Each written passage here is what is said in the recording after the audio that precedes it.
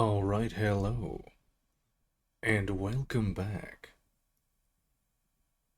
Hello there, Neon and Night, how's it going?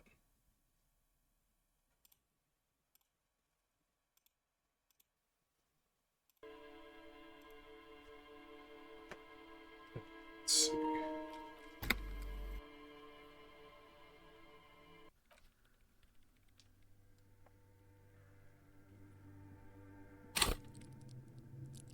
Let's see, where did I last leave off?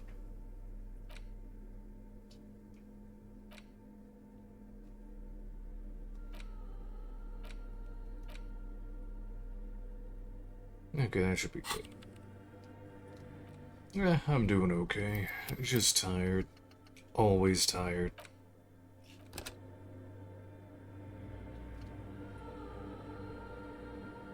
What is it? Let's see. The woman is still hunched over the keyboard, gently illuminated by the purring machine. I didn't break anything, did I? No, you just printed out my personal log and wasted some paper. Oh, I'm doing okay. How about you?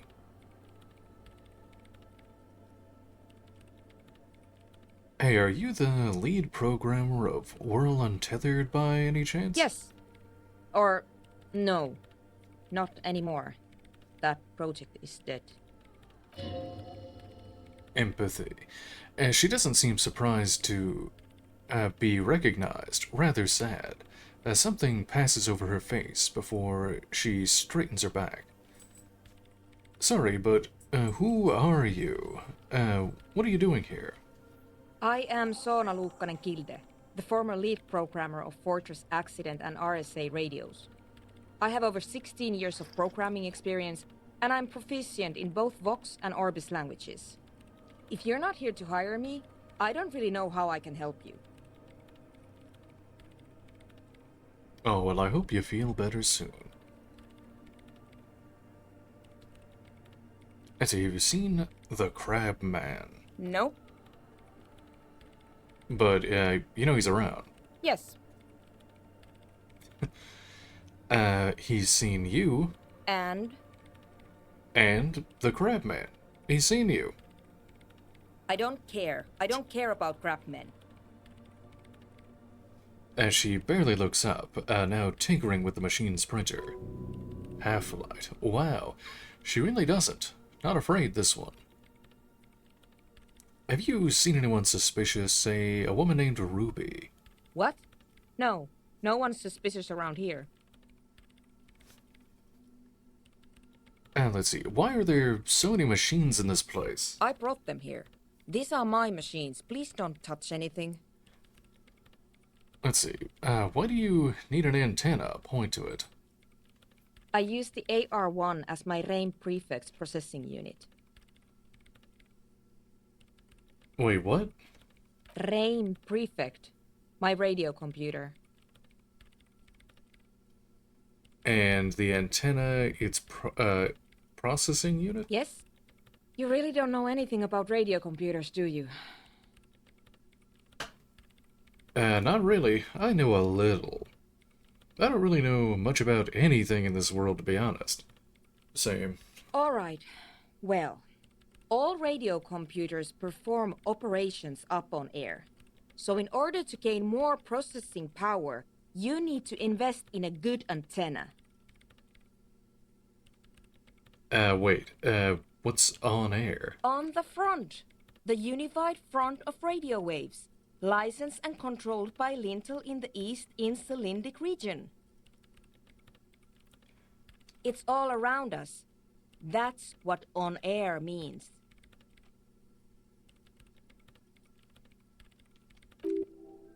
Conceptualization. Like love. And the AR-1? Is it a good antenna? I guess it is. So far I've been quite satisfied with it. Martinez is an unstable region with bad coverage, and the operation has been surprisingly stable. But it's not the cheapest one on the market, so I wouldn't recommend it for your regular red tape operations. Fraser 1000 is a foolproof line for civilians. Anyway, you should do some research before you decide to buy anything. Ask around, compare the prices. There are many milieus dedicated to that sort of thing. Empathy. As she liked telling you this, it calmed her nerves. What are you doing with your radio computer? I'm working. Sight. The machine seems almost alien with its pulsing core, the light casting her face in a strange shadow. Working on what? Could you just shh for a moment? Or get to the point. I really need to focus on something. What about the bowls of water over there? They are connected to my rain prefect. Whatever you do, just please don't move them, okay? Thanks. Alright, I'll try not to touch anything. Next question. Great. What are you doing in an abandoned church? You really like those questions, don't you? There's a hint of amusement in her tired eyes. I need to make sure you're not hiding anyone here. I'm a police officer. It's my job to ask questions. You're occupying a public space. I need to know what you're doing here. There have been complaints from your neighbors. I'm conducting scientific research here. You can't throw me out. As she says, ready to stand her ground. What research? I'm looking for the location of a 2mm hole in the world. Interfacing. She's looking for a disruption in the radio waves. That's what her personal log said. The lieutenant raises his brows, but doesn't say anything. Is the hole connected to the data loss in your journal? Yes, that's what led me here. But I suspect it might be something a bit more complicated than that. A hole in the world? What does that mean exactly? Exactly. What does it mean? Up to now, it has been impossible to say what it is because it's impossible to measure nothing. What do you think it is? What qualities does nothing have? How do you measure something that does not exist? As she's suddenly absorbed in the conversation, waiting for your answer. Logic. This is a little above your pay grade at the moment. Hold on a moment. Does it mean we're now living in a world that has holes in it?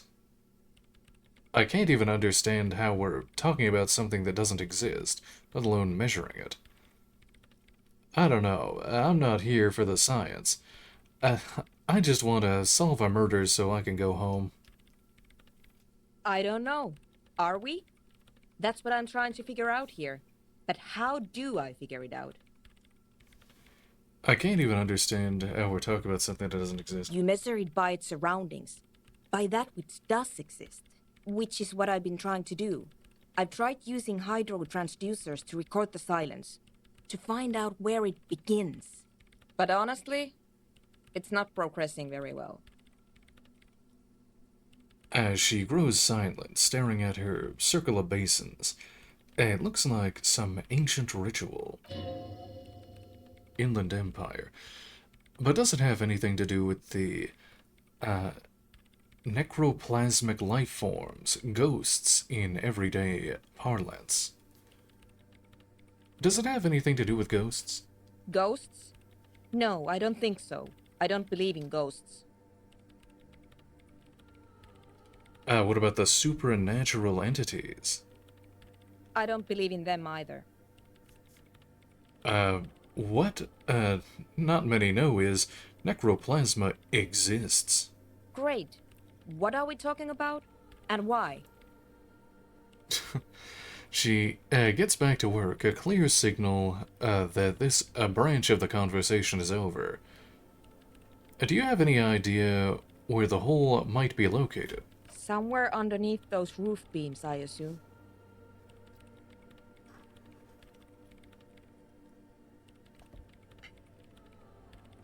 Let's see. She looks up, eyes trying to pierce the pitch-black heights above, but without much success.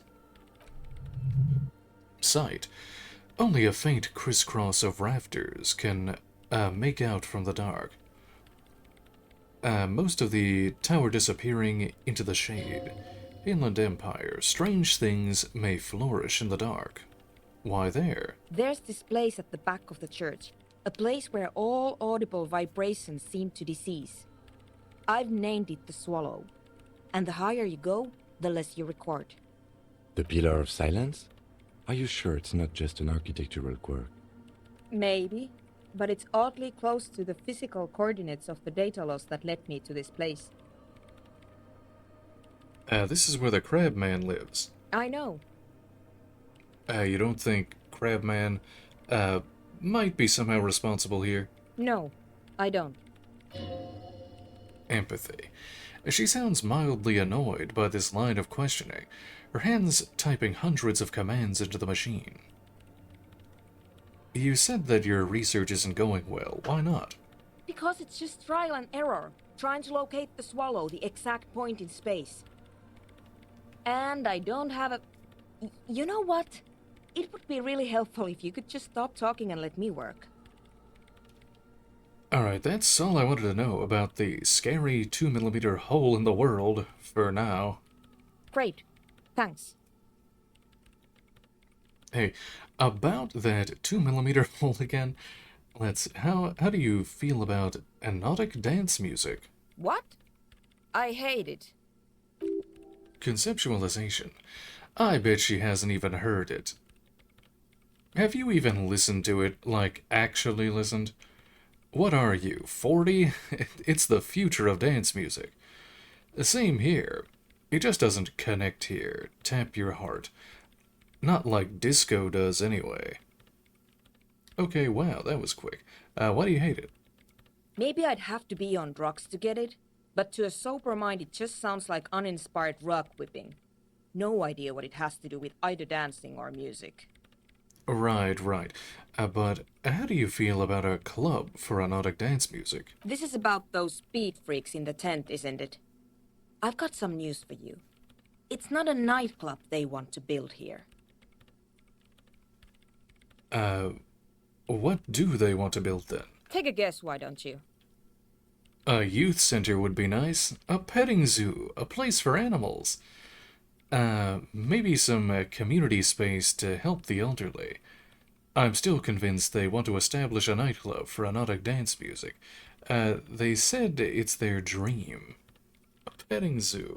There'll be lots of goats. I can't believe they got you so easily. Go have another talk with those up-and-coming entrepreneurs, will you? Thanks. Good luck. I'm not coming in there.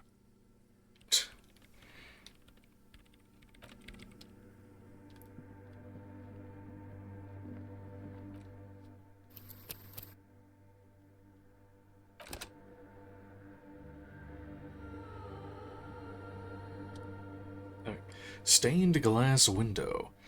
In white, silver, and apricot faience. The young mother of humanism stands above you. A crack runs across her body. She is impossibly tall, oval-faced, and sad. A dark and radiant majesty. Encyclopedia. This is Her Innocence Dolores Day. Cradled in her arms are a pair of glowing lungs, clearly visible from underneath her flowing dress. You should kneel. Kneel? No.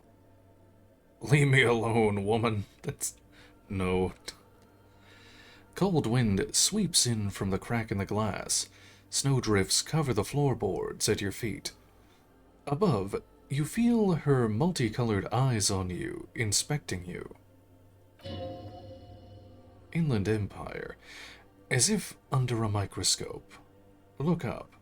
No, I'm not your bug.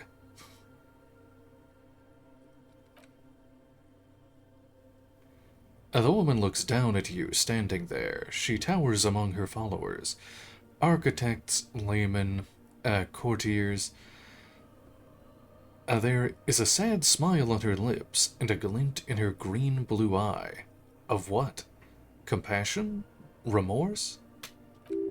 Conceptualization. She acknowledges the passing of someone who is still alive. Empathy. You Half-light. No, she doesn't care about you. She only cares about her skinny sovereign's orb and her silk robes and getting into the aerodrome on time to leave. It's compassion. It's remorse. It's mourning. It's not possible to live. As that great and desperate thought passes through your mind, the lieutenant draws an X-shaped cross from shoulder to shoulder. Do the same. Your fingertips touch your chest 4 times as you stand in the apricot-colored light of the window. Above you, the woman still smiles at her smiles her distant smile, sundered by the crack in the glass. This is Dolores Day. The old woman in the village was right. This must be the DeLorean Church of Humanity in Martinez, or the small Pinewood Church in some records. You knew of this place? It's a minor landmark, not easy to find. Most maps misplace it. It was built not long after Revachol's founding, 300 or so years ago, by first-generation settlers. What else do you know? There used to be 7 stave churches on the coast. Les Sept Sœurs, they call them, the 7 sisters. Only one remains. The rest were burnt in the revolution or used for building materials. We should be respectful here, although the building appears to be deserted. I do not believe we'll find the instigator here. Something else, perhaps? He looks at the machinery laying around. Conceptualization. Respectful. Is the lieutenant a follower of DeLoreanism? Empathy. A pang of guilt. The lieutenant is leaving something out. Do you know why it was abandoned? I have a theory, yes. There was a police raid a while back. I heard the place was shot to pieces. The old woman in the village was being tactful with us when she didn't mention it. She has more respect for the RCM than many around here. Who conducted this raid? Well, your station was involved, I hear. Although I can't be sure. You're not sure? 3 precincts were involved in the raid, and people say Precinct 41 was one of them. I don't remember being here. I look around. I guess I could have been here. I am pretty sure it was a clandestine operation. I don't know anything more about it, why it was conducted, or who participated. I try not to pry into extra-district matters. If I were here, I should find out, what I was doing. Proceed. Better to forget about it. Good luck. You will not get information on a confidential operation from your station secretary just by calling. If you really don't remember, it might be better to keep this one forgotten. It happened a while ago. It's unimportant to our business in Martinez now. Let's see, there's a visual calculus check. Let me put on my gear and smoke a cigarette. Hold on, let's see.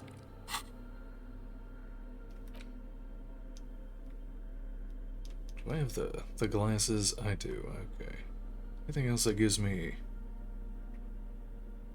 that? What was the other one? I wasn't paying attention. Hold on. What was the other skill check?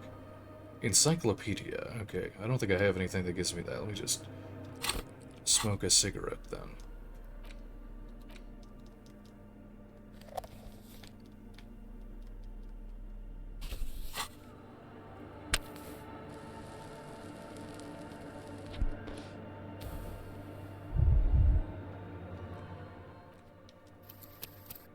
Oh yeah, that's right, I don't have any healing. Damn it. That's not...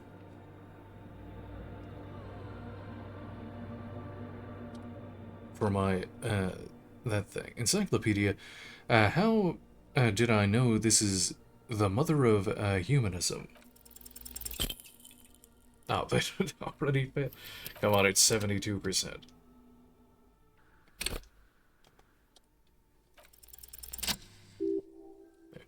Despite the damage you've done to yourself, the title appears lodged in your hippocampus. This is Her Innocence Dolores Day. The innocence of humanism, internationalism, and the welfare state.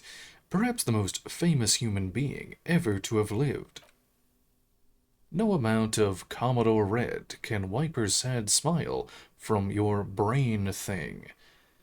It has survived the deluge and haunts you still, and will haunt you forever, as it haunts all men. Wait, what exactly is an innocence? The highest category of historic individual, an embodiment of the world spirit, a ruler, a tyrant. In a way, an innocence is elected to office by the founding party, a precedent that has taken place a mere 6 times in the entirety of history. The legal system of the Real Belt is built from the ground up to accommodate Innocenic rule, should it coincide with our time. And innocence is infallible.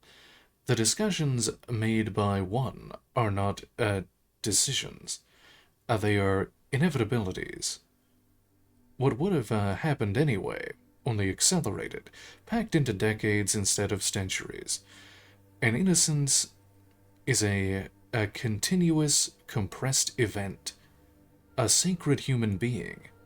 It is an honor and a glory to live where one is in office. Is one in office now? No, we are alone. Okay, when did she rule? 300 years ago, in the wake of the discovery of this isola, the Insulindian, by explorers from the continent of Mundi. She is, among other things, the innocence of insulary travel and the connected world. What else do I know about her? Many things. You know, she was a woman of the court, the wife of an influential marquise, and eventually the principal advisor to Irene la Navigateur, Queen of Surinese, modern-day Sur-le-Cliff. Also, that she was gorgeous beyond beauty. Inland Empire, draped in ancient sadness. Are you sure you want to remember this bit of historic trivia? Standing under her long, slender form like this, dwarfed. Yes! Big bummer! Boring history! Gotta keep it light, man! Keep it moving! Get fucked up instead! Where is this coming from? Again, I get jump scared by the tie. Where's this coming from? The past. It's a silo of sadness, fermenting.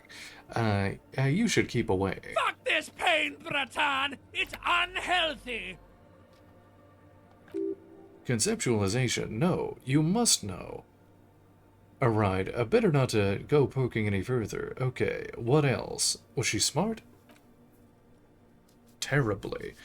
Women of the court were expected to play both contract bridge and chess sufficiently well to prove an interesting challenge to a man. A similar grasp in matters of philosophy, theology, and science was encouraged. She was, by all means, a kept woman. She made the most of her position in the antediluvian court, a court visited by the most prominent thinkers and artists of the day. In secret, she was becoming the era's preeminent philosopher of the state. A scalpel, a piercing gaze. She was an almost preternaturally magnetic and intelligent individual. To her contemporaries, she appeared out of time, a messenger from the future of the species. We all fell in love with her, head over heels. Even before she was declared an innocence, her influence was tremendous. How come? It was on her advice that Irene La Navigateur sponsored a number of voyages into the Pale, a costly, often tragic endeavor, ultimately vindicated by the discovery of the New World. Uh, the piece of reality you're standing on. She was crowned 2 years after the first expedition returned, setting in motion what is widely considered the greatest era in history, the DeLorean era. Wow, I don't care. Wow, indeed. When her innocence was declared, and the Queen she had advised for years fell on her knees before her, she was so overcome with emotion that her lungs started glowing in her chest. Bystanders reported golden filaments lighting the already sunlit chamber around her, clearly visible beneath her dress. Conceptualization. This is why the lungs are a symbol of love for the cultures of the Real Belt. I want more. As did we, all the lands of Mesk and the Occident, and even faraway Supermundi. Altogether, 21 of the 40 Mondal nations of the time immediately accepted Innocentic rule, even before her crowning. Her crowning? In a city called Advesparasit, in Vesper, Messenia, her homeland. The name of the city means evening comes, but it happened on a winter's morning with the canals frozen and slush falling over the sky. As she was dressed in a white and pearl dress on an emptied-out plaza, with the crowd far away, already her Theriers, the Secret Servicemen of the Innocents, were worried about an assassination attempt. As she must have been beautiful. Oh yes, she looked like humanity's young mother, a perfect mother, insultingly beautiful. It was as if her face and shoulders and hands were covered in a soft down of underfeathers. You know this well, very well.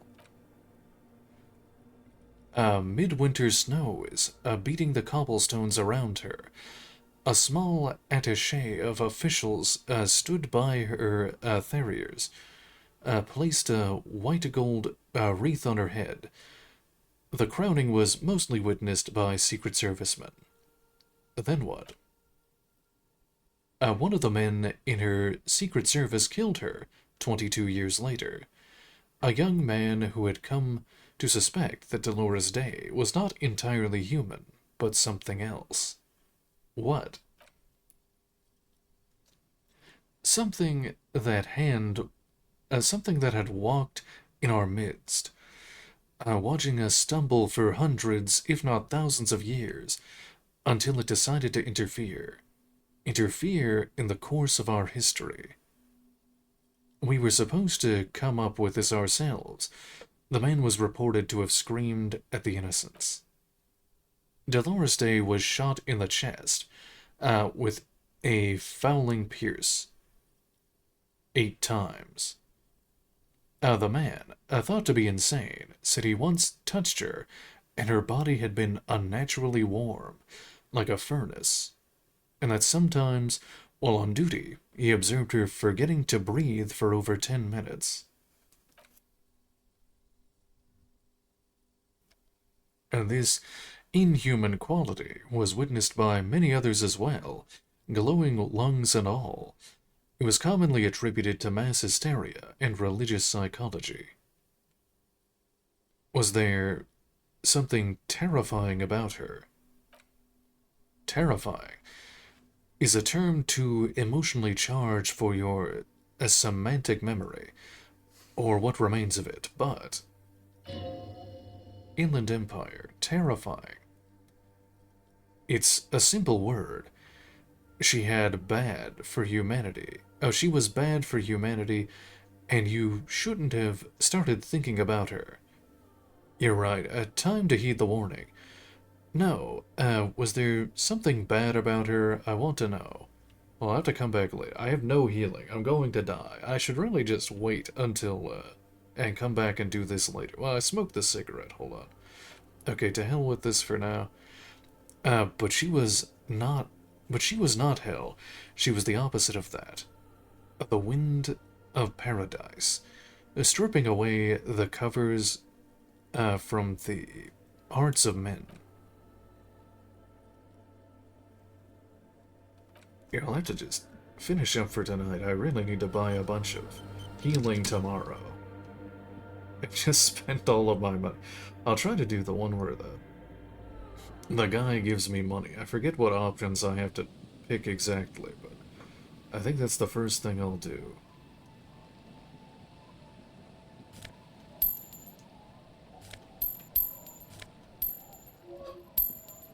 Money. A school of fish huddle around the fence post and scatter into the dark.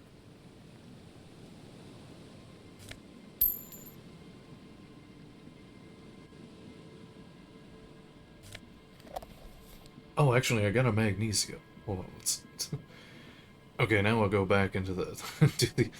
do the other one then. There, I got one healing.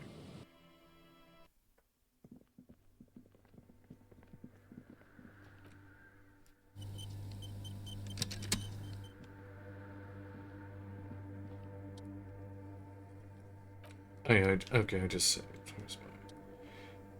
Kim, are you a follower of DeLoreanism? Yes, we all are. Her name, body, and rule are synonymous with humanism.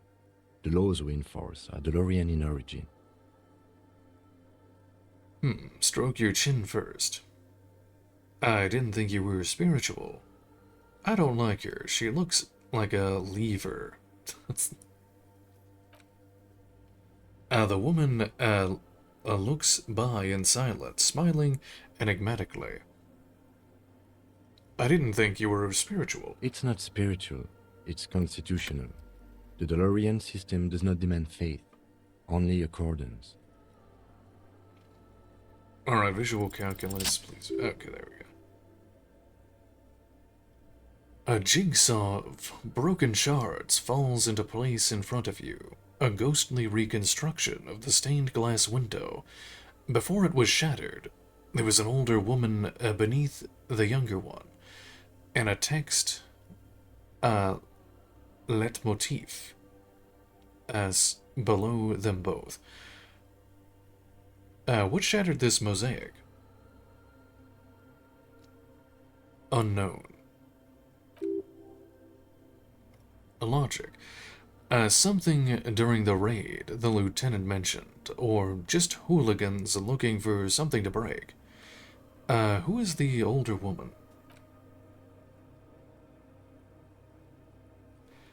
The escutcheon, on her throne, says Irene the Navigator. She is depicted as an older woman wearing thick-rimmed eyeglasses, holding a golden rashpfel in one hand and a scepter in the other. This is the Queen Heir Innocence de advised. Her Innocence Day advised. Above her... above, she herself is whole. Small figures of wise men, common men, worshippers, walk up the stairs to stand at her feet. Secret Service men, Theriers, stand in a row guarding her. It must have taken years to produce this work in all its dizzying detail. The motto? What does it say? Below both women, the luminous back letter Après la vie morte, après la mort la vedi noviu. And then along the left side, après le monde, le gris, après le gris, le monde de noviu. After life, death. After death, life again. After the world, the pale. After the pale, the world again. This is the great leitmotif of humanism, a summary of the effect of the discovery of this isola, the Insulindian, on human thinking, a tremendous sea change akin to finding life after death. A lieutenant, this used to say, after life, death, after... Death, life again. After the world, the pale. After the pale, the world again. This exaltation is common in Dolorian sacralism. In the early years, it was even incorporated as the RCM slogan. No more, however. Why? What is the RCM motto now? Justice, union, prudence, and force. Cool. Not very feminine. I like the other one better. I like this. Puts the fear of God back into the... oh, no. No, I'm dying You are again. brutal and dumb. You are brutal and dumb? He says, his voice ice cold.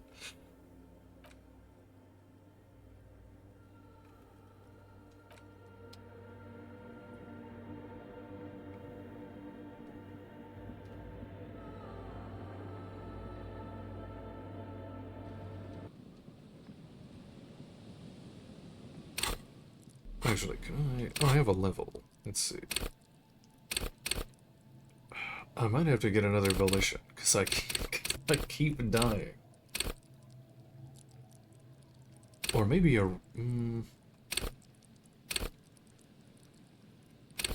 Yeah, I'll just get another volition. Oh, actually, that gave me another healing. Okay, good. Now I might be able, now that I got 2, I might be able to... I don't know who's awake.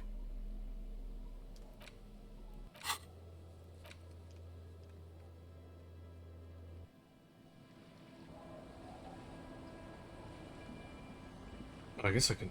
Are the kids... No, they're asleep. Let's see. Oh, there's the drunks. I guess I can talk to the drunks. Oh, it's locked.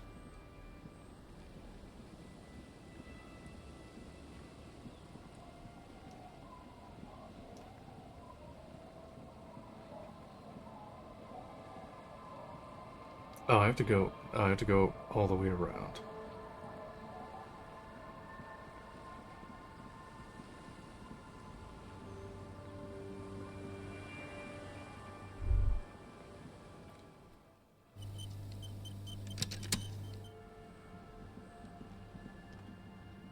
No, I just had the thing pop up again. There we go. Shivers. A drop in temperature, an easy flow of air, an empty street. Before you, a thoroughfare unjammed with lorries. No more drivers, smoke on hitch steps. Just silence. What did the smoke smell like? Chemically sweetened. Across the road, a forgotten bus stop. Corrosion has opened a small hole in its roof. An elm tree watches over the building. Its branches are dripping with rain and snow. The road is smooth and motley. Craters filled with a black asphalt. The asphalt first laid is gray already. A row of tenements are under construction in the distance. Who are the people who live across the road? A tub, warm with water, white with soap. A man bathes while radio waves transmit the lottery numbers for 1821-41, a modern washing machine rattles a drawer full of silverware. Suggestion. His boyfriend is on his way home. He brings tins of meat and vegetables with him. Their pockets are heavier with money, but only slightly. What about the bus stop? 312D. Young girls used to come here, huddled up, hoping for more warmth than their thin coats give them. The bus took them to school. It was not run for 8 years. There were not enough girls to sustain its cost. What about the road? Craters pocked the surface. Children played at them until heavy trucks full of black pitch rolled in. The landowners have filled the craters with money. It is a vital artery of flow of trade. Sight. There's one bump in the road. A dead dog lies flat about 200 paces away, right at the turn. A dead dog? Tragedy came from the wheels of a fast RCM vehicle hurrying to work. The cold washes over you. The sound of the sea has grown distant. This is enough. The wind moves the aerosol. Detective stands behind the boom barrier. A breeze moves a curl of his hair.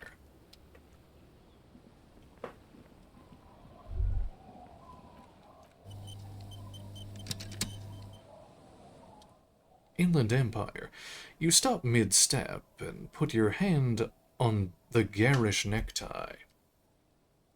That bottle, Bratan! Just look at that bottle! Where? Bottle? What? I don't really care about any bottle. I don't want to look at it. Okay, cool. What do I do next? Rosemary. In this drunk's hand, on the pipe there, a glowing blue, a mysterious otherworldly blue, filled to the brim with holy mysteries. Electrochemistry. It's hard to know what exactly your vivid interior is speaking of here, but I'm guessing it's got a lot of alcohol in it. I really don't care about any bottle. I don't want to look. Okay, cool. What do I do next? Oh, I think this is about so much more than cool. Please go talk to him. See what it's about. I'm drawn to it.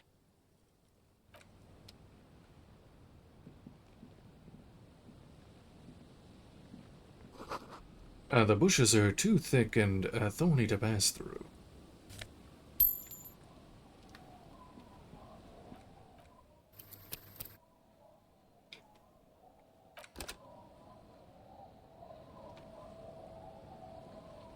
Hey, tequila! A 30-something man clad in a two-piece Lycra TM tracksuit puts down his Pilsner and extends his hand in greeting. Good to see you. How's business? How's the whole reality situation treating you? Shake his hand. So what's happening? He picks up his beer. Wait, tequila? Yeah, tequila sunset. How are the, high-concept, reality-based adventures proceeding? Rhetoric. He says it like it's obviously your name. Like you call someone Billy Brunel, or leader of the 4th Street Gang. Inland Empire. Good. These people know your true name. Looks like it has preceded you, Mr. Sunset. More on that later. I like this guy. You should too. He respects you by calling you your true name. Not too hot. I'm on a 50-year losing streak. Reality. It makes me aggressively sad. Don't know, people tell me I'm a cop. I'm getting used to that. I have re-entered reality to conquer it, to bend it to my will. I am the law. Reality, it's perishing. Soon, only glowing embers will remain of the atoms. Of human faces, only echoes. Not this again. I was hoping that we were done with it. Only echoes remaining of human faces? That's a pretty good apocalypse. I wouldn't mind if it came down to that. He nods, appreciatively, and picks up his shit-stained Lycra TM jacket. Things aren't going super well for Idiot Doom Spiral either. Haven't found those keys yet, haven't won that great piece of ass back. No word from my business buddies. He takes a sip from his beer. Suggestion. This guy's your buddy-buddy. You feel it immediately. You belong to an organization, a fraternity of drunks. Conceptualization. Idiot doom spiral, huh? This is bound to be a good, high-concept conversation, at last. Have you seen a red-haired woman named Ruby around here lately? Can't really remember seeing any women after losing my keys. Electrochemistry. It's a touchy topic. He hasn't gotten laid in ages. What do you guys do around here? We are saving the world. He looks at his comrades. Please. Please don't go. Don't go.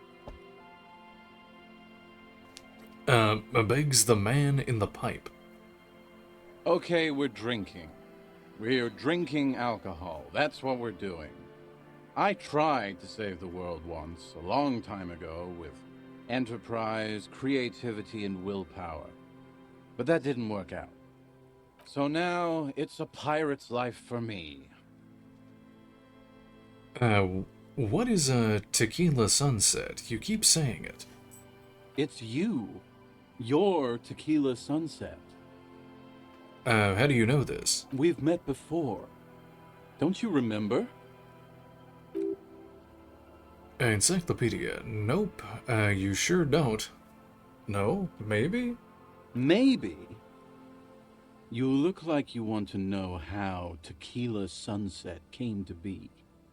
You look like you want to hear the tale. The tale. Inland Empire. Tequila. Tequila sunset. Something ominous there. For some reason, the name tequila fills me with foreboding. Maybe I shouldn't learn what it means. Go ahead. You think you feel bad now. Wait till you've heard the story. Inland Empire. No. You need the wisdom. Let me take a sip to moisten up my chords. Tequila Sunset rolled into Martinez last Friday. And by Tequila Sunset, I mean you. The man, the myth. Wait. Did we meet on Friday? Hey, let's not jump ahead of ourselves. This is your story. Stop interrupting.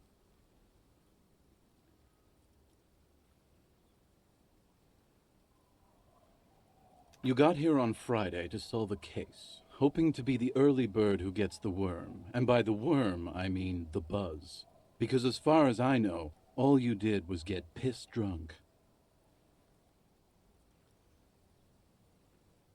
Word on the street is you went around the local hostel telling people that you're a police officer, and that it would be really fucked up if you shot yourself in the head right in front of them.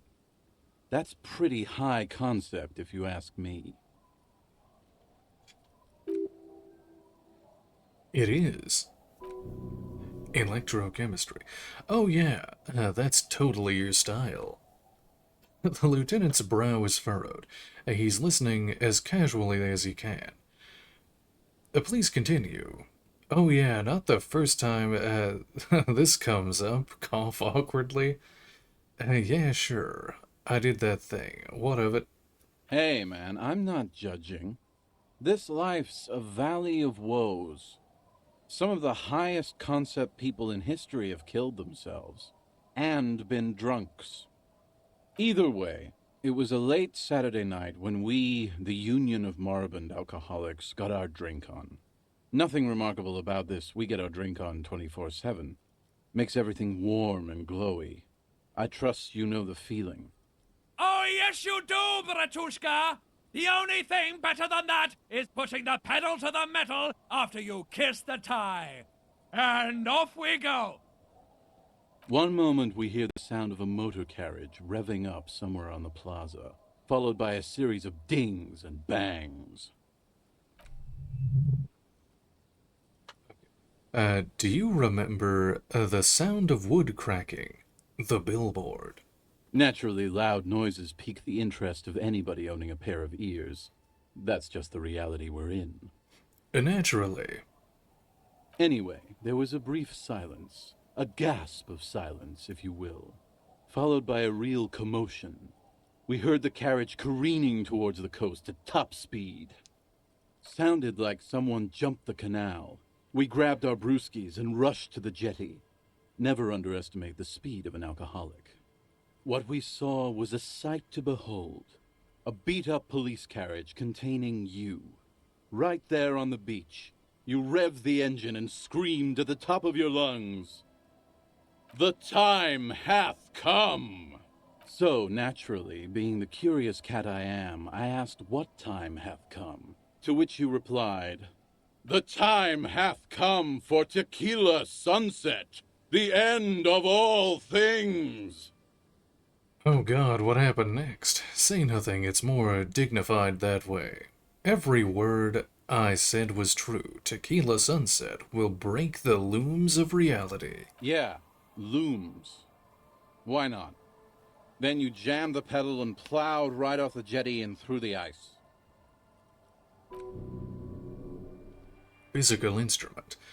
Your hands cramp on the steering levers. We ran towards the ice whilst you crawled your way out, miraculously unhurt, covered in seaweed and shit, like some kind of sea monster. When we finally got there, you were sitting on the beach crying. You said that your badge and uniform were in the car. It was too late to get in there, though. The carriage had sunk too deep.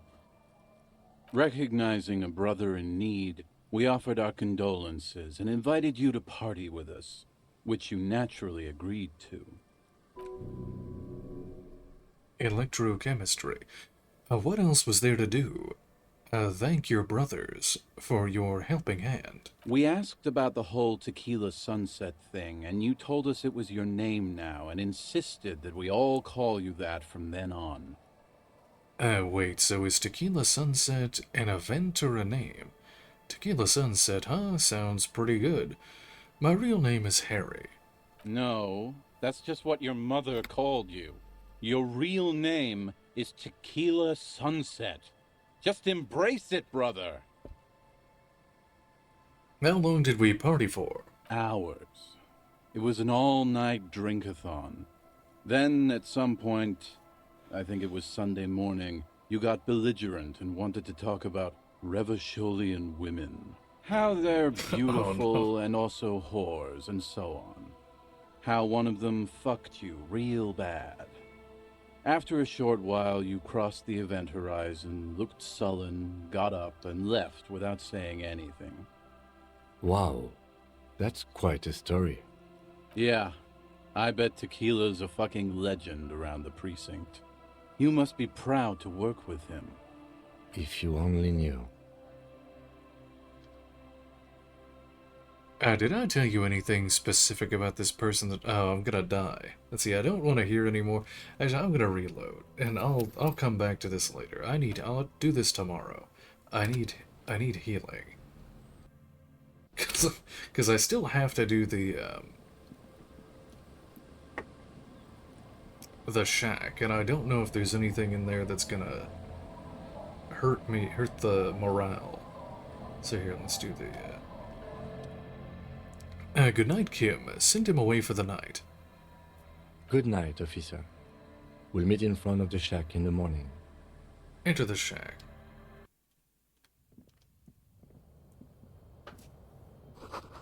You see the waves, the sea, and a church. A wash basin. On the table, you see a bowl of water, a rough soap, and next to it a small hand mirror. A straight razor inside the wash basin. Is shaving the right call? The water reflects back a vague image of your face.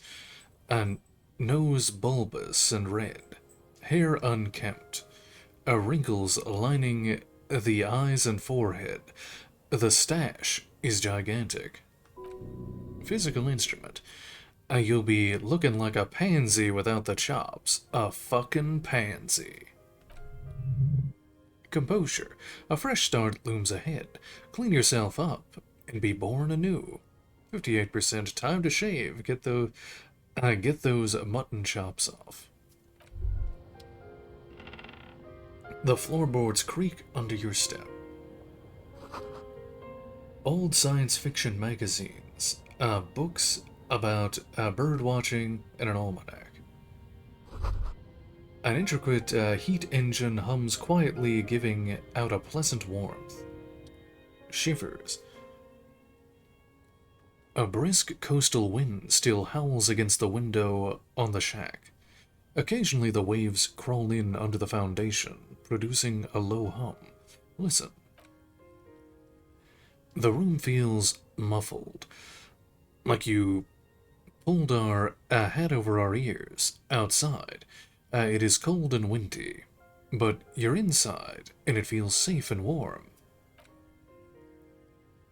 What is this place to you? A new hangout where I can silently sit, drink, and die while looking at the waves roll in. My forward base of the coastal part of the operation. It's free, that's good enough. I could live here. A possible resting spot for my fugitive is what it is. Looks like this is my new home. Wonder where the old one went. Waves crash onto the beach, drowning the reeds. Far to the south, the congregation gathers to a soup kitchen in a shelter for the homeless. An old woman gives out knitted scarves for free. Far to the southeast, two men and a woman dress themselves in ceramic armor. A shortwave radio hisses on the windowsill. One makes a salute, the other downs a drink. Weapons under the bed. A middle-aged man stands in a run-down shack on the edge of a fishing village. Nothing nods. No one salutes him. No sight of the fugitive. This feels like a cozy hideout. Thank you, strange sensation, for a fair assessment of the current situation. Wait, I changed my mind. I want to choose again. Outside, the howl of the wind has picked up. The waves crash against the stilts again. It's as if you think the thought, but in someone else's voice. Look under the floorboards.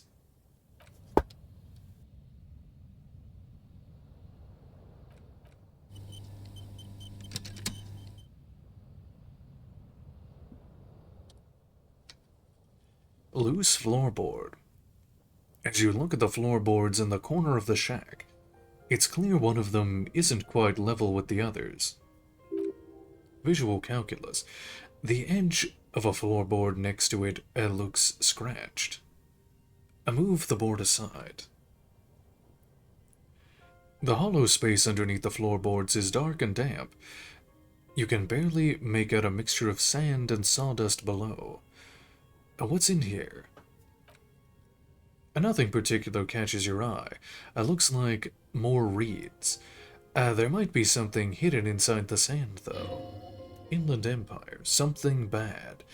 Someone's night thoughts. A last resort. A bad idea. Search through the sand and sawdust. You stick your hand in and start combing through the sand. Dry. Not like outside. Fine dust, and then something hard, wrapped in paper. What is it? A small cylindrical object. You pull it out. A bullet. Item gain 9mm bullet. Encyclopedia. A 9mm bullet to be exact. Fit for all muzzle loaders of that caliber. Like your own Villar's pistol, for example. A bullet. Interesting. The floorboard doesn't care, but maybe the washerwoman does. You have enough to confront her with. Empathy. Holding the bullet, you get the feeling this isn't ammunition against you. It's for herself.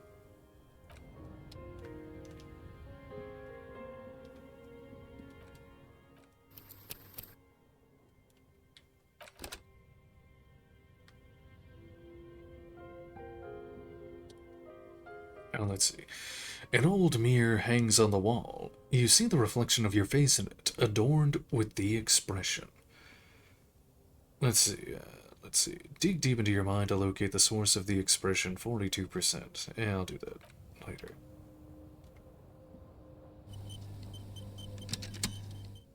And let's see. Go to sleep.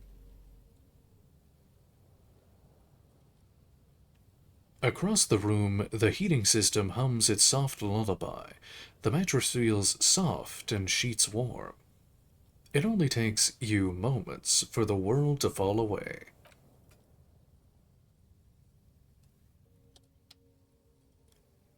The ancient reptilian brain.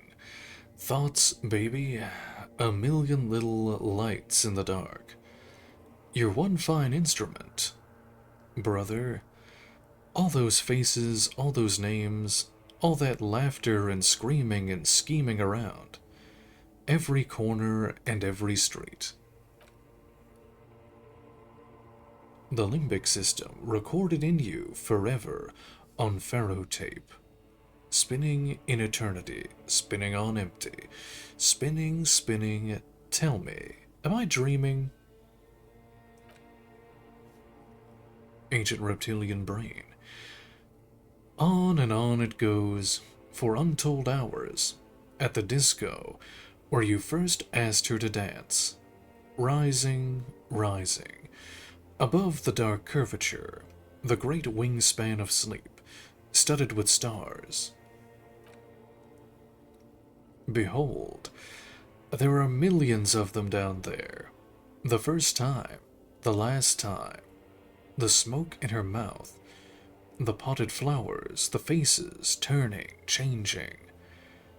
What is it? It's the world, Harry boy, and you're made of it every day. You're out here. You're out there and you make more of yourself from it. I'm afraid you can't be unmade now. You can never forget this shit.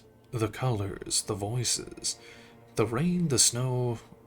I don't want to. It's beautiful. The endless visions. Erase them.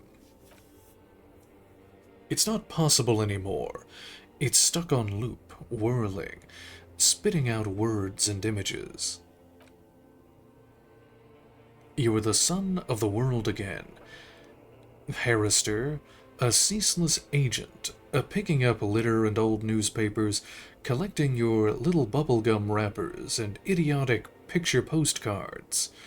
Meaningless, meaningless keepsakes. Read your awful letters and recalling things. Aren't you? The endless names of the world. An address book, you are. The map of a city. That's right, I am an agent of the world. But what if I want to be the agent of nothing? It's too late. You're not made of nothing anymore. You're something now, Harry. I tried to drown you in the black water, but you re-emerged, kicking and screaming, running. And for what? Endurance. For Revachol. Always and only Revachol. Solving your little crossword puzzles. Doing your tasks, crossing names off your lists. Trying to become some sort of world detector. It won't make it okay. It won't put smoke back in her mouth. I can't give up. I have to keep going for Revachol. Pursue the shot. Pursue thought. Forget politics. I'll never sleep if I keep on like this. No. There he goes. He's a real political animal, our Harry. He still doesn't see that it's the world that's changing him. He got no idea what he's in for. Why? 'Cause only love can break your heart. Feel the pillow under your cheek. Beep, beep, beep. The alarm is ringing, Harry. The disco circus goes on and on. You barely sleep 3 hours. You barely slept 3 hours last night. Shivers. Do it for the wind. Logic. Do it for the picture puzzle. Do it all together. Solve the world one conversation at a time. Open your eyes.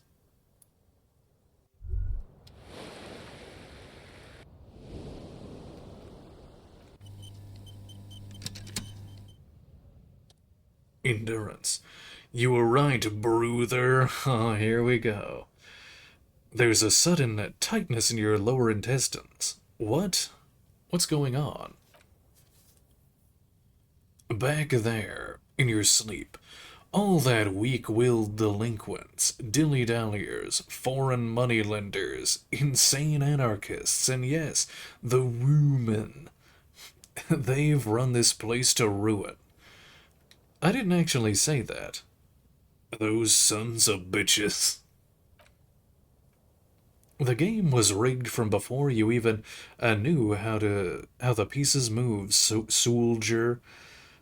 The tightness spreads to your gut.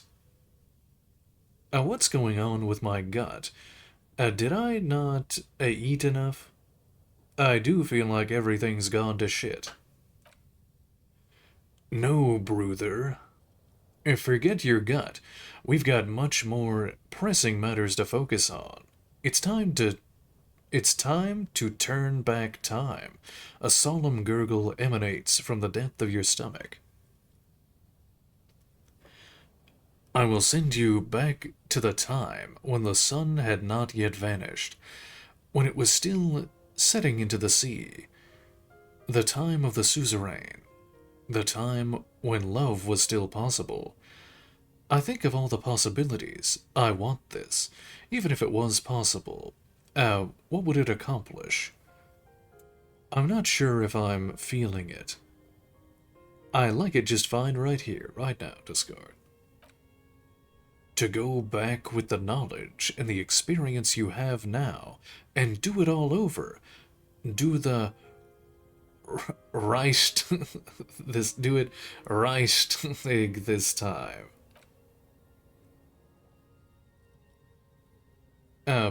Protect the suzerainty. Clean up the city. Revive disco music. And get her back. You could save Revachol. You could be the man, brother. Inland Empire. Her? Volition. No. No one, don't ask about her. Wait, get who back? Okay, how do we do this? Ooh. You fool. Second chances are not about questions. They're about actions.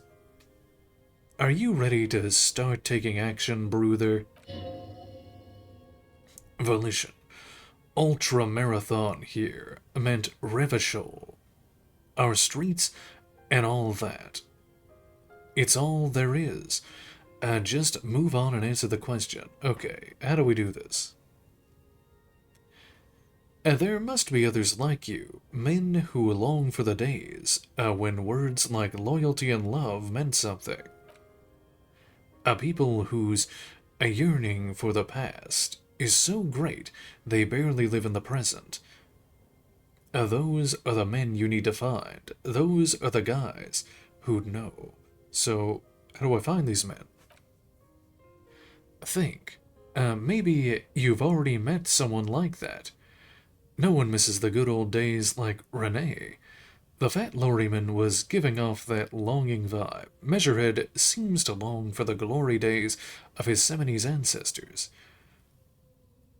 That gray-haired lorry driver might know something.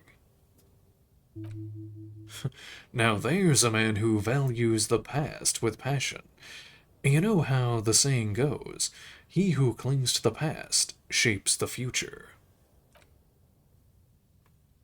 Measurehead is exactly the kind of man who'd know how to step back into the past. Renee. And now we're making bank. A man with guts and a memory. I feel it too. He could be a treasure trove of wisdom. Who else? The fat lorryman was giving off a longing vibe. Bullseye. A measuring rumble in your guts, and that's the vibe we're looking for. Those are the people with answers. The gray-haired driver. No, not her. She's a woman. Anyone else? No one else comes to mind. Okay, don't worry. That's what your gut is for, feeling these things out. And let me be your eyes. And when I know for sure someone's got that special something, I'll tip you off. Logic. 3 to 4 traditionalists should do it. No need to go crazy with these guys. Alright, I'm in. As he turned back the wheels of time. History will remember us, and this time, we don't have to worry about her being kind. Pratit area Redire, Kingsman. Charge for Revishal, charge for love.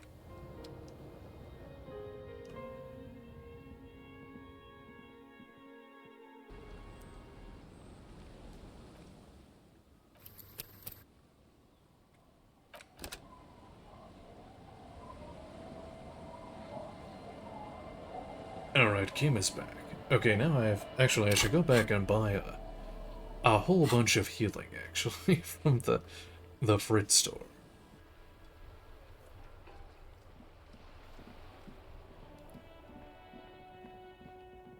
Do I have, how many cigarettes do I have? 3, that's fine. 8 of those, 9 of those, 7 of those, 4 of those.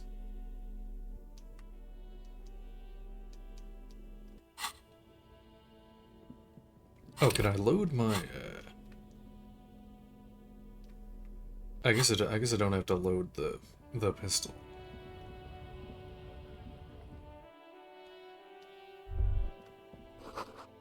The yellow roses in the window.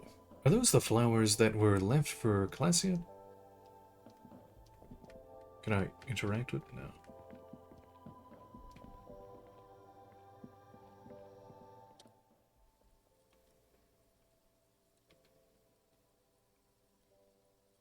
Let's see. Okay, here. I hope Saint Baptiste makes you feel better or something. Okay, here. I hope Saint Baptiste makes. Okay, here. Okay, here. Okay, here. Okay, here. Okay, here. Okay, here. Okay, here. I hope There, Saint Baptiste makes you feel okay, better. that should be good. Well, does she have anything to say about the flowers? is- No. Okay.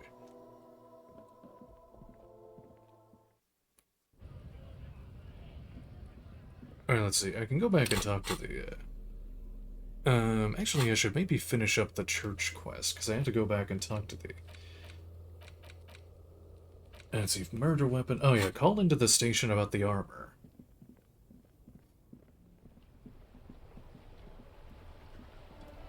Oh yeah, these guys. this quest.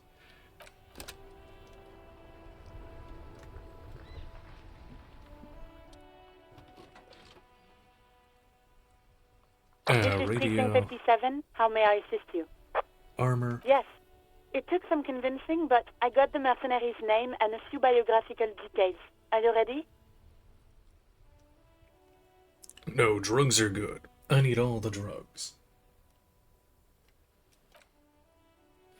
Let's see, the lieutenant leans into Lisa, notebook in hand. Shoot. I was born ready, baby. The world will end soon. Okay. Excuse- Does that mean you're ready?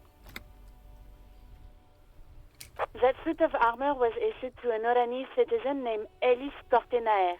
That's Ellis Kortenaer.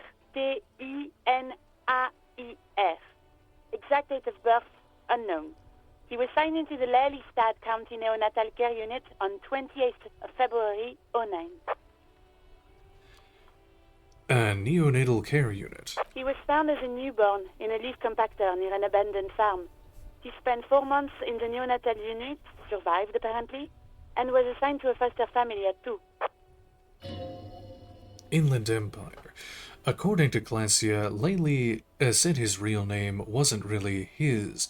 Perhaps that's because he was fostered. This is what the ICP knows about him. He was raised by foster parents, entered the Eastbrand Military Academy in Vredefort at 17, then served in the Oranese forces till he was honorably discharged in 41, just a year before the Seminese conflict. Then the armor followed him to Seminine, or at least I assume it did. And that's it.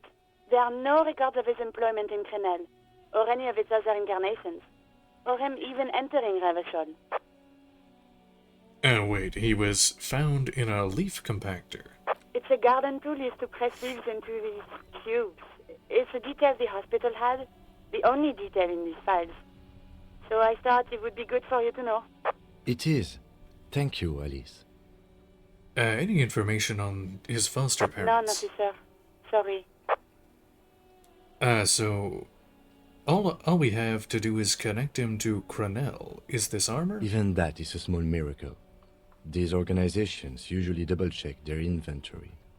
Thank you, Alice. Great work. No problem, Lieutenant. Alright, we have the name and a service record. The name. This is very good. Ellis Cortenard. Inland Empire. This means something to him, to know that name. Like naming a case. It's important. Esprit de corps. Sometimes police work is about human dignity. About giving back names to anonymous victims. I'm glad the inquiry was helpful to your investigation, officer. Did you have any other questions? Connect me to Precinct 41 Just a again. moment, officer. 10-4, come in, officer. Over. I'm happy to report that I found my badge jewels. 10-4, sir, glad to hear that. I'll write down that there is no need to issue a new one to you then. Over.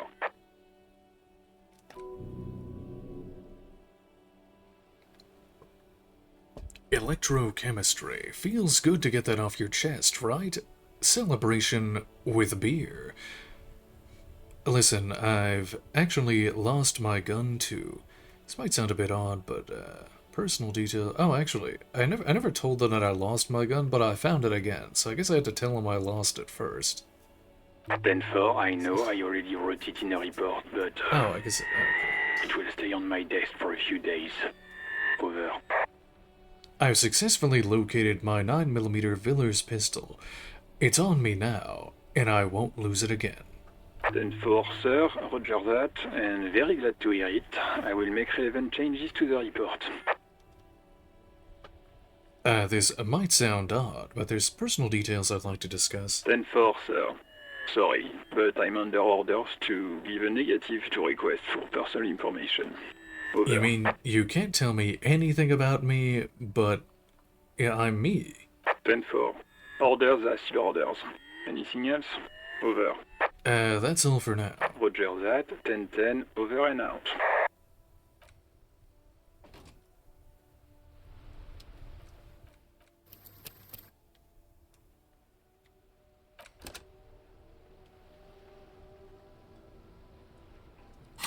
Oh yeah, I got a level. Don't think I need any.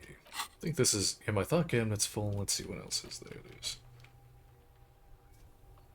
Oh, I still have an hour on the date of birth generator, and that should be the entire thought cabinet filled out.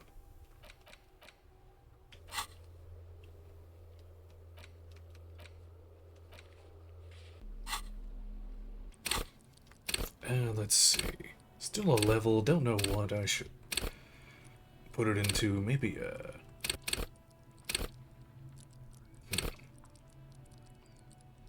maybe just save it in case I need to pass a skill check or something later when I need it. And I'll see what these guys need to pass.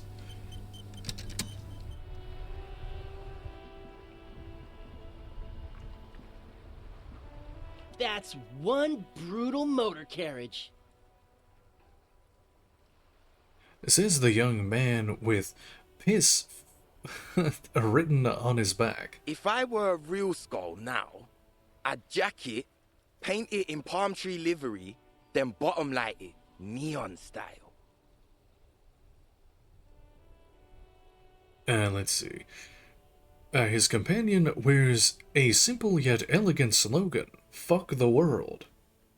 A snazzy shit-ripped skullmobile like this would make a fine trophy. We could, like, hang fucking shrunken heads from the side mirrors. Cops' heads. Scary tribal shit. Yeah, tribal shit. A cop carriage like this would have proper skull value. While I appreciate the interest you take in my brutal motor carriage, I have to stop you right there. The RCM takes threats directed at its property seriously. It's just theoretical work, Copper. No basis in reality. Man, if we were certified skulls right now... Who are you? I can tell you who we're not, cop.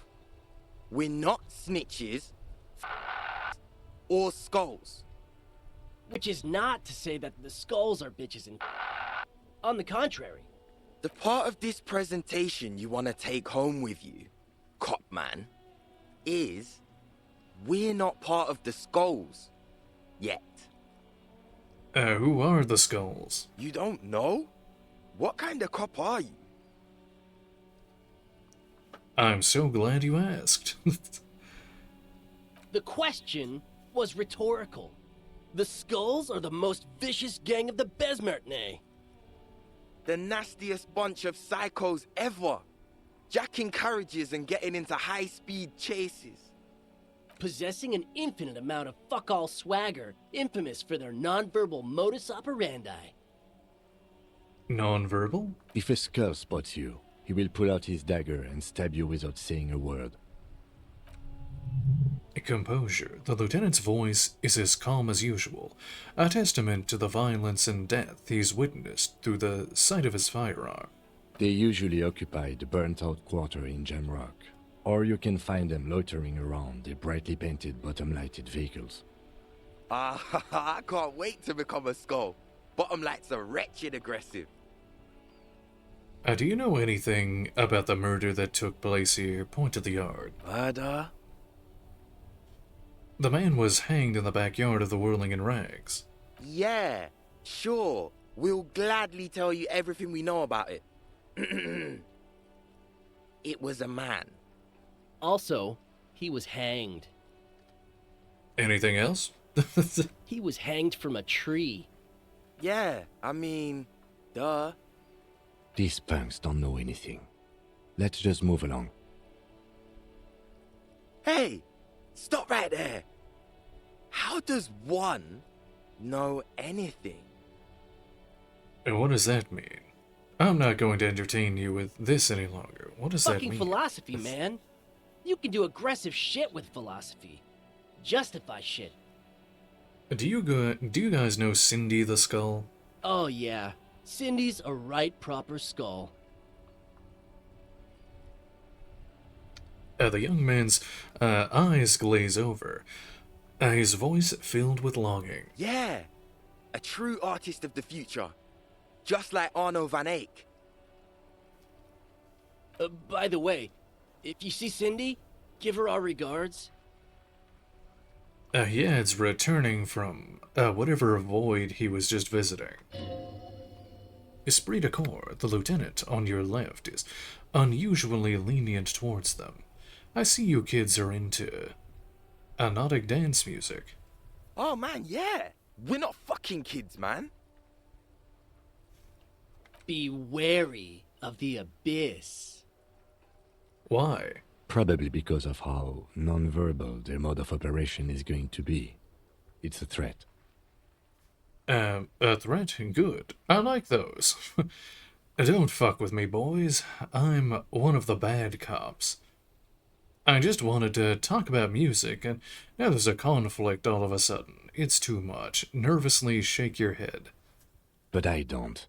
In fact, I dislike them so much I'm willing to drag you boys back to the station just to calm myself down. Hey, there's no need for that. We're just talking here. Joking, too. Stay light, man. Yeah. Didn't you cops, like, have some questions about skulls or some shit?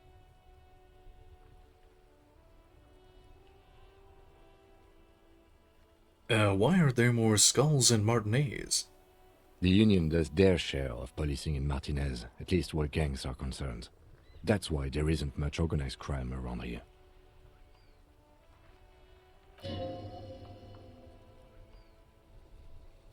Oh, esprit de corps. Apart from the Union themselves, of course. Don't you worry about that. We're gonna make up for the deficit. Yeah, we are. The young men exchange approving nods. Your rhetoric is confusing. Are you part of the skulls or not? We're not franchise skulls. Well, not yet. Once we get our name out there, we'll have a chance to join them. And what makes you think that the organization would accept you? Because we can be just as psycho and vicious. You'll see. But in a non-threatening and definitely legal way. The other one quickly adds and whispers something to his friend. Hearing. We'll fuck the system from the inside later.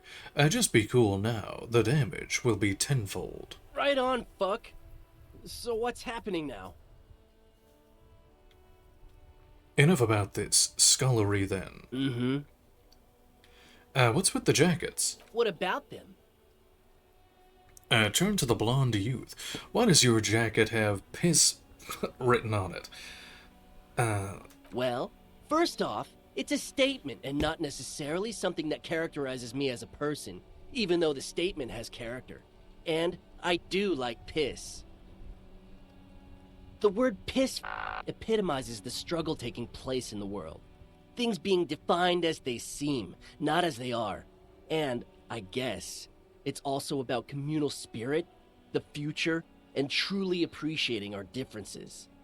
Also, you've got to admit, it catches the eye. And since the Grand Piper is slowly but steadily moving towards basing the economy on it, attention, it is imperative that the medium itself convey the message.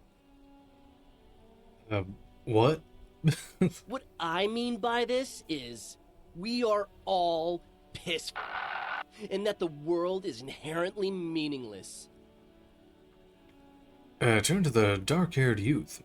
Why do you have "fuck the world" written on your jacket? Like I said before, many men keep searching for the one, for so-called true love, which is actually just obsession masquerading as kinship. The thrill of the chase. The hollowness that fills your chest cavity after catching it. To catch a fish, you'll need to hurl the lure many times, and even then it isn't certain that you'll get anything. If you blow up the lake, though... And blow it up. You get more fish in a shorter time. And, for time is of the essence and fleeting ever so quickly, one must think of a way to fuck the whole world and not get caught up in fucking someone.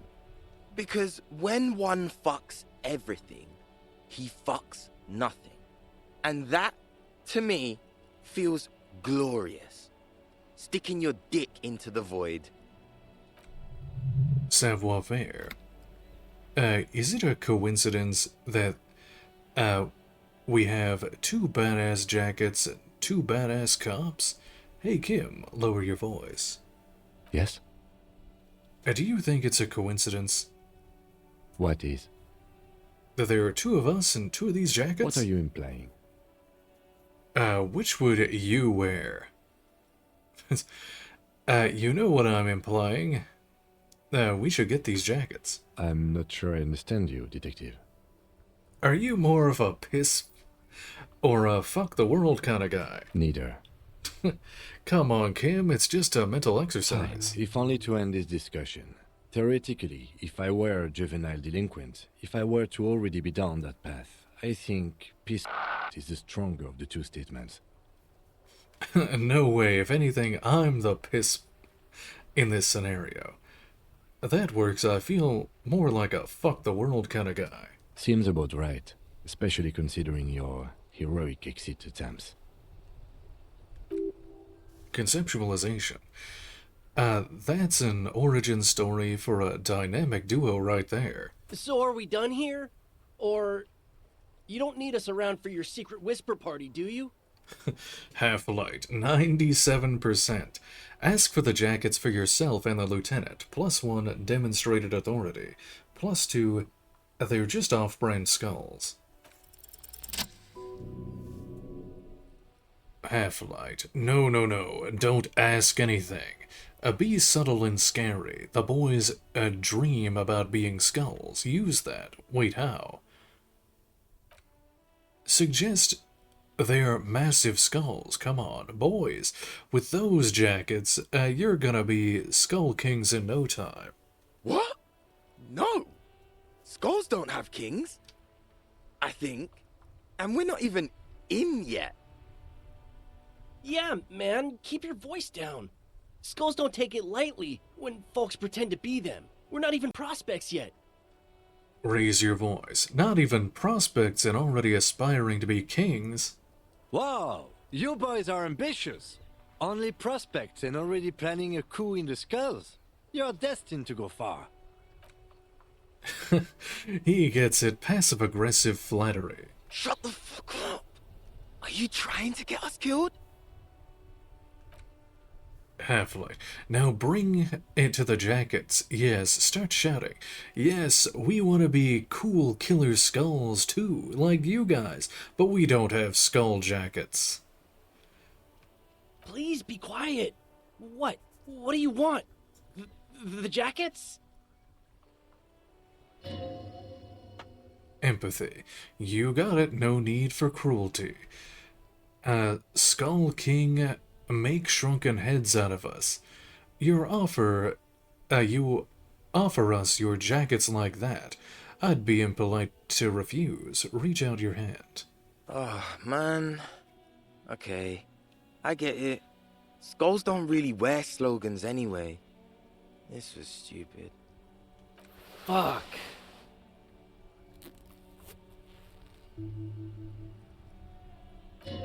Esprit de corps. The lieutenant watches the boys take their jackets off. With mild amusement, turn to Kim. Since you said you're more of a piss kinda guy, I'll take the other one. Turn to Kim. I know you said you're more of a piss kinda guy, but I think I should have it for myself here. I'm absolutely okay with not having either one, thank you. Why not? They're a pair. We could really raise hell, go undercover, hard. But don't you want to express your individuality? I already am expressing my individuality. I'm not. I don't have a jacket anymore. Good. I wanted you not to express yours. Cold-hearted cop. Well, whatever, I'll take both of them. Still, it's good to know that we have a pair, in case the need arises. The need will not arise. Conceptualization. Pity. The jackets are meant to complete each other.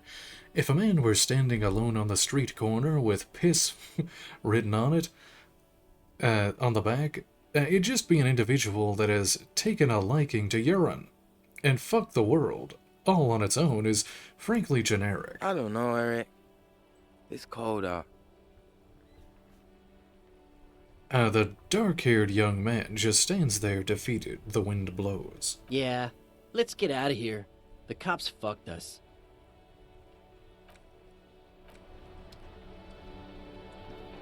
There's a trophy to make Kim wear the jacket, but I don't know how to do it.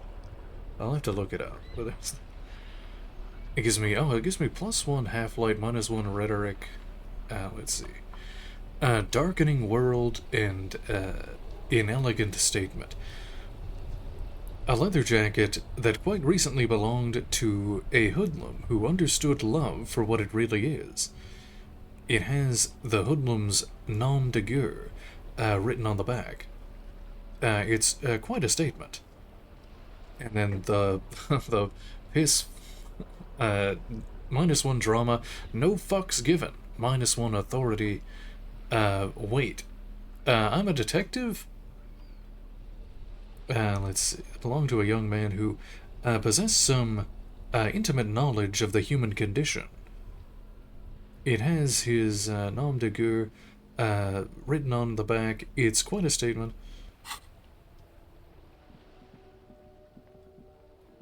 Let's see. Does he have anything else to say? Let's see.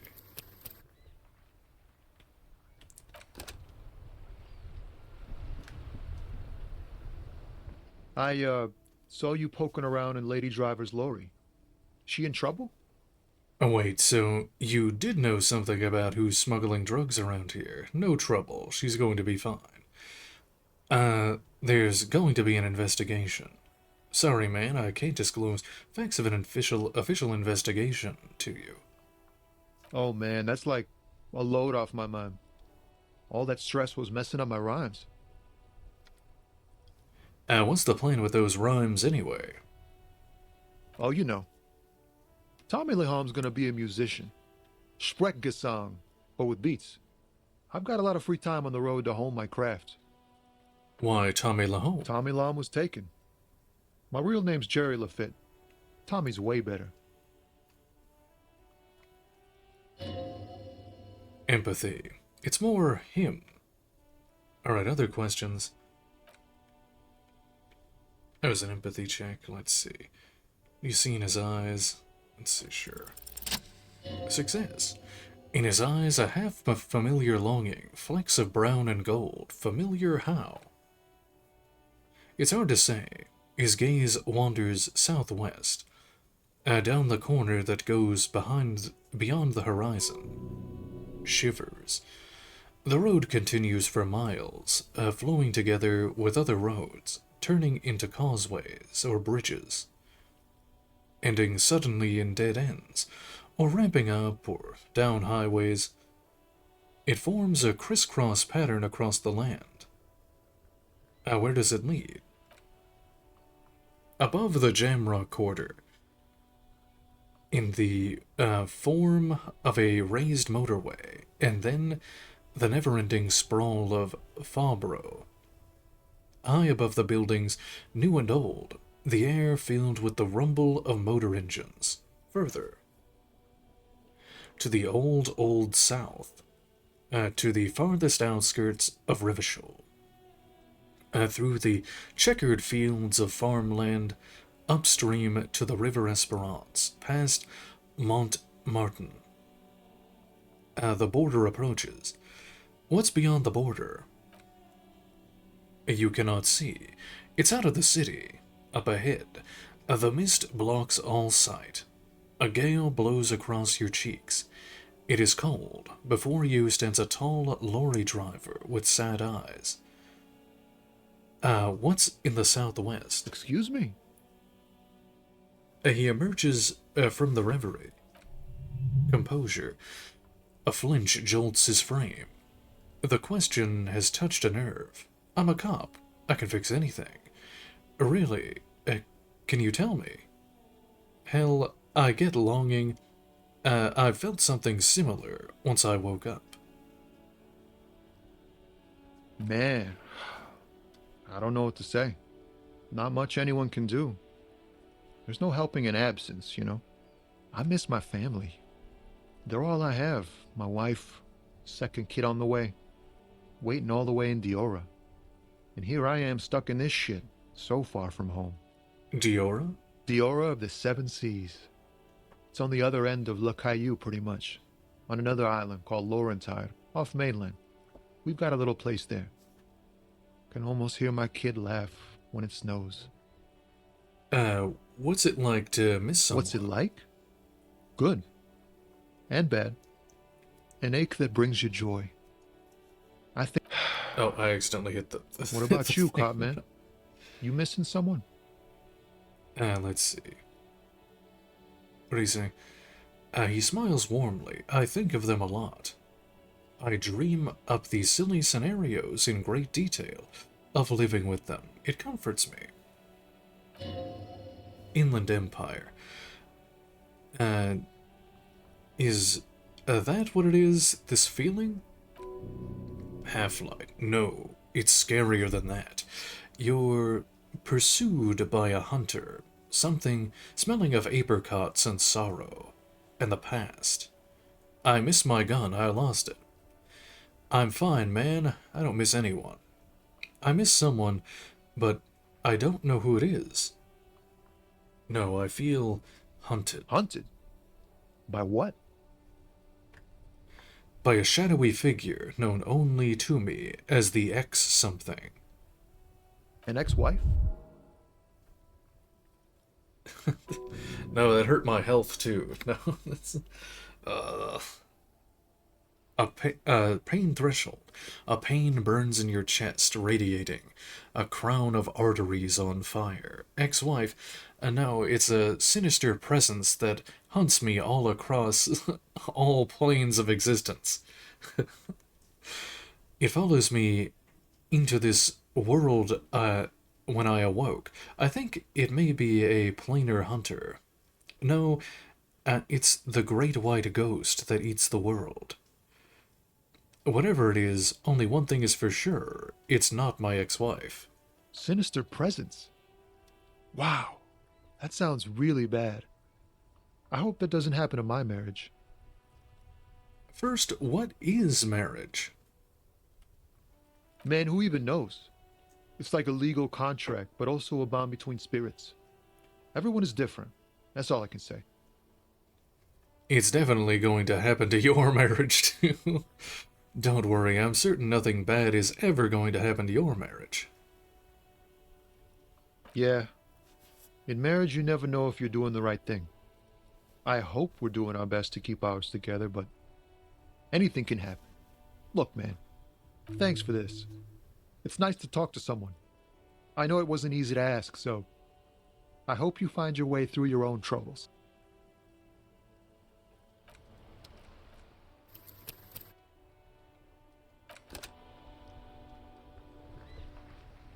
Now it's turning into a kind of a snow limbo, man.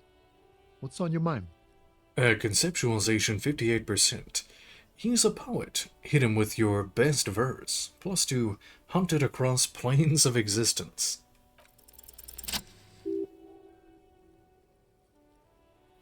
Success. Wait, there's something here, stored away in some dusty corner. It starts like... Amir's temperature is always 0.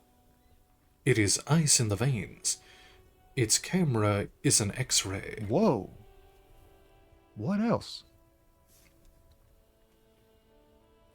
It is a chalice held out to you in silent communion. Silent communion. That's good.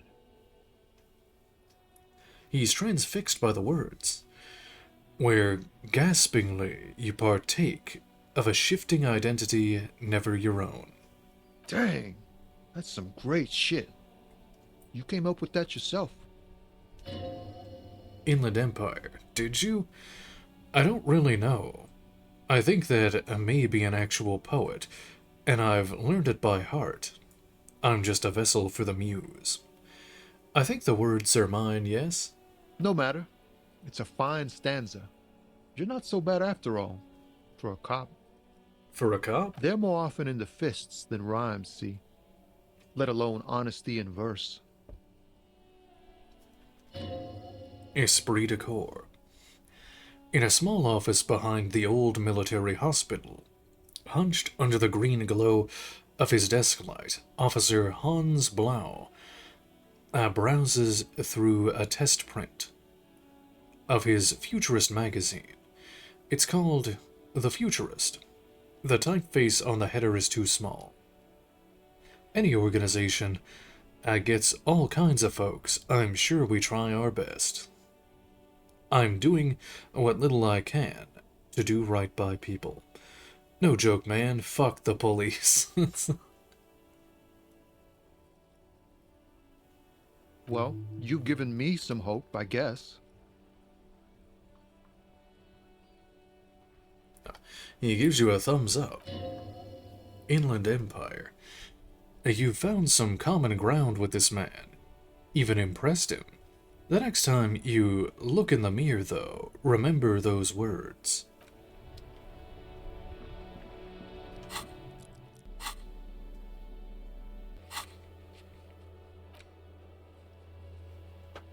Let's see, what else do I gotta do?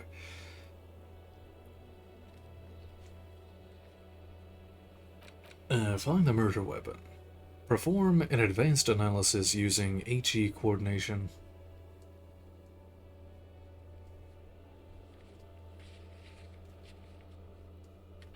Oh, do I have to look at the bullet, I guess, maybe? Hold on, let's see. Who put the clothes in the trash? Oh yeah, I had to do the cryptozoologist quest line. Where's the rest of the armor? Oh yeah, I gotta get the gloves. Oh, I have to take speed. I guess I'll do that before I do another skill check thing. Crypto, the found pants.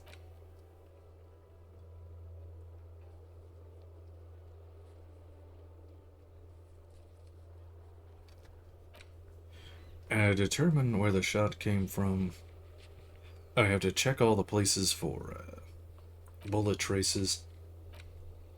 Ask about Ruby in the village. Oh yeah, I had to talk to the washerwoman. Finish the church quest. Oh, and then the fascist quest line. Here, let's inspect the bullet, I guess.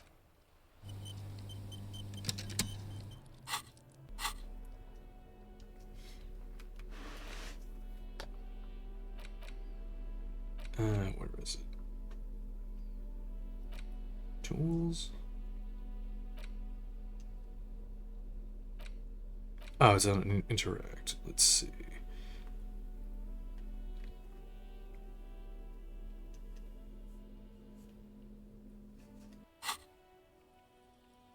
Here we go. 72% hand-eye coordination. Try to determine what type of weapon shot this. +4 have a similar rifle on hand, and +1 aware of the name of the antique rifle you found. Success. Rifle, Revolutionary period. Your bullet looks to be an old 4.46mm from the surplus left over from the turn of the century. Probably an antique or a retrofitted antique. Make?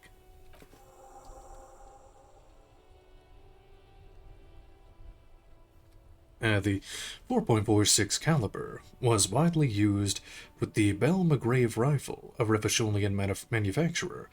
The BM dominated the battlefields of the Insulindian theater of the anti-centennial revolution 50 years ago. Incidentally, you have just such a rifle with you. The dusty old thing you found hidden in the basement below the commercial area. It's unusable, sadly. If it were, the bullet would probably fit in the chamber. Is anyone still making these rifles?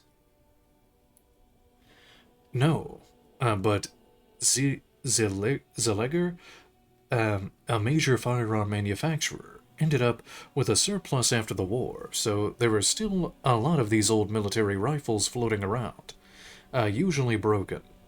The quality was appalling. Who uses Bell McGrave rifles these days? Antique enthusiasts, guerrilla fighters in distant countries, a few lucky jamrock bangers. You're looking for the same thing you found in the hidden weapons cache, only in working order. What are you thinking? Bullet? I think I know where these came from. Dangle the bag thoughtfully. Okay. And? The shot probably came from a Bell McGrave rifle. An antique. That makes sense. There can't be many breech-loading rifles floating around in Martinez, or anywhere in Ravachol, really. Why not? Sure, there's some arms trafficking, but the laws prohibiting the use of breech loaders we inherited from the monarchy have been effective, from what I've seen. Some new RCM recruits get impatient with their muzzle loaders once they've trained with military-grade weapons, but they realize it's worth it in the end. Worth what? Getting shot? I think we should have more powerful guns. We're the law. Makes you consider every shot. I like it. Imagine if everyone, cops, citizens, had access to firearms that could shoot multiple rounds without pausing to reload. After the first shot, the second, third, and so on come much easier. Yeah, imagine that. Oh man, that could be really bad for a country to have. Unfettered access to firearms. It's good thing there's nothing like that in real life. But back to the investigation. And let's see, seems we're looking for an antique enthusiast. Could the victim have been mixed up with some foreign guerrilla fighters? Have well-armed Jamrock bangers started crossing over into Martinez? Doesn't seem that likely, but we'll check out all possible leads. Next step, finding the gun itself. The bullet has nothing more to say.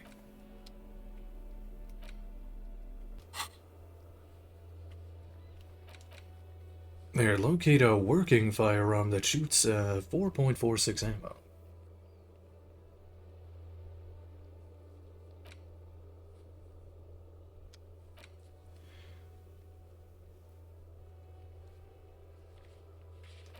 Oh, yeah, I have to ask, Manana about the armor.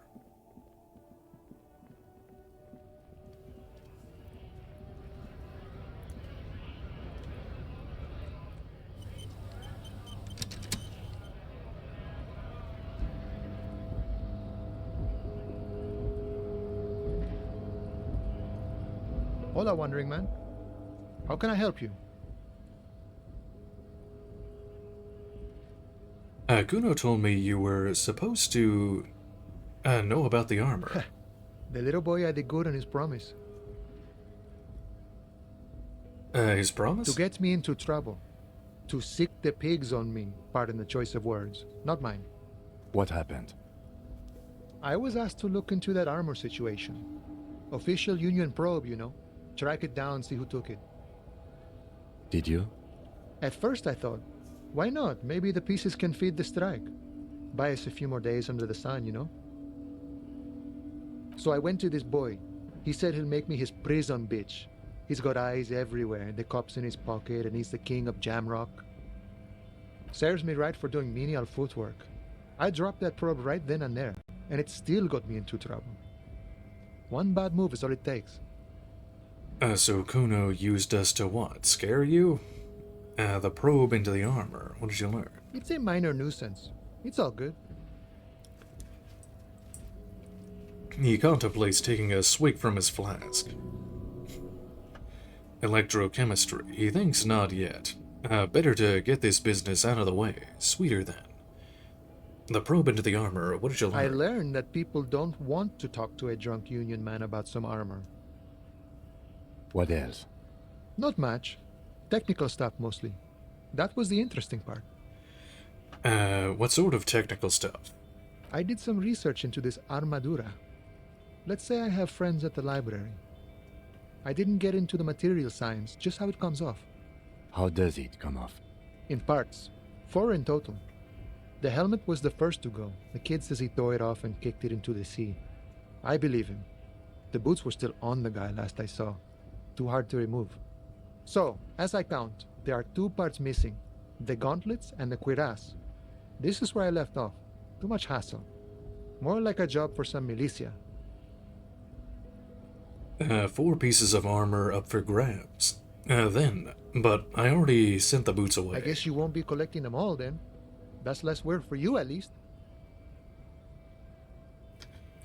Hold up, 4 pieces, helmet, cuirass, gauntlets, and boots? What about the leggings? Oh, they're just gone. They don't exist anymore, if they ever did at all. Forget about them. I did. I'm going to find 1 piece of it. 1 is enough. Nice and balanced. Some junior officers can take care of the rest. Smart choice. It's only that one spot you need armored too. The one the bullet hits. Good luck if you go for those boots though. You'd have an easier time wresting the spurs off a boyadero than getting them off him. Thank you for No your problem. cooperation.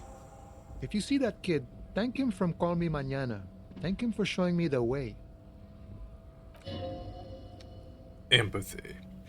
He is sincerely grateful. He is not tracking down pieces of armor right now.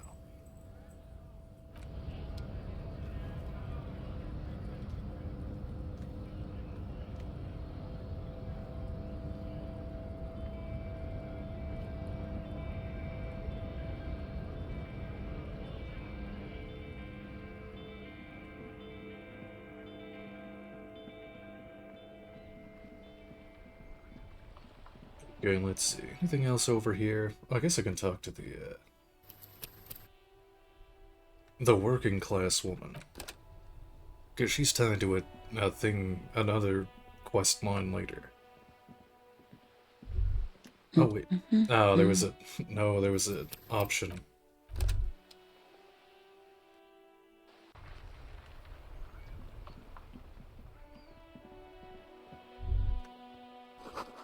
The book says you must attain a Franco-Nigerian hard body at the nearest gym.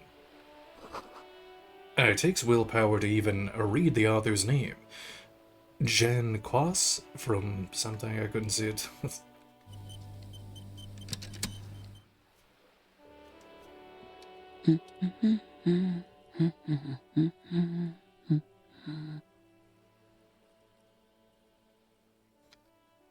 Working class woman.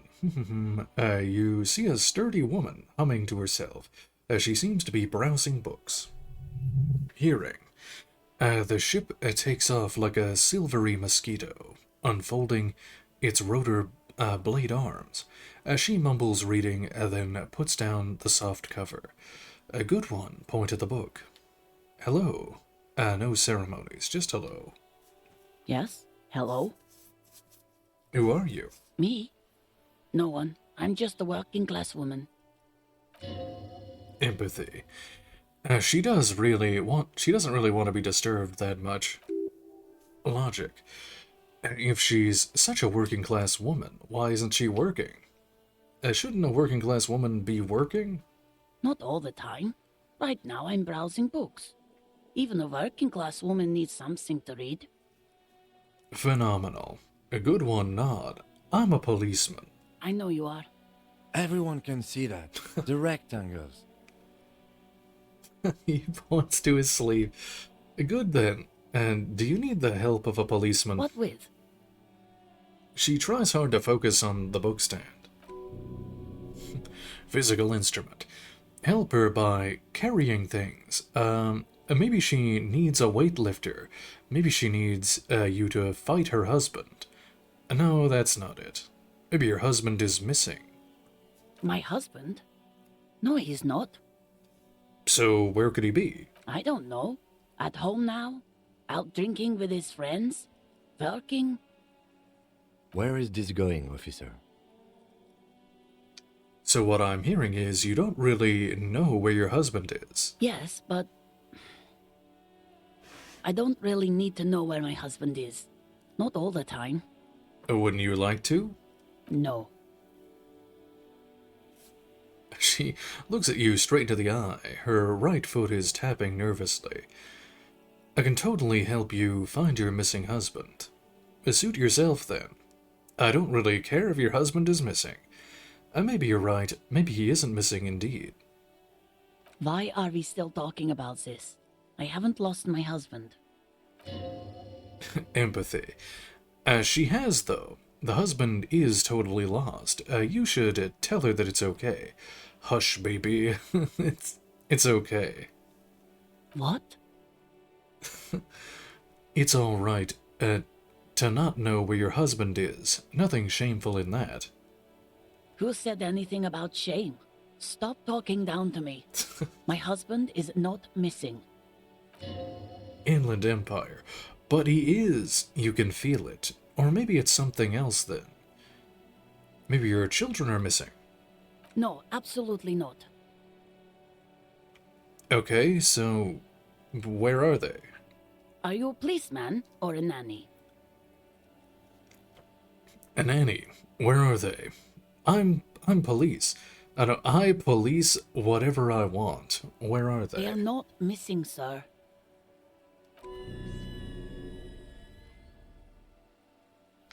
Electrochemistry. You know where they are. They're at home, smoking, giving the ladder of vices a chance. Inland Empire. What if something horrible has happened? What if they're dead? That's the bad vibe you got before. They're at home, right? Smoking cigarettes. Smoking with cigarettes.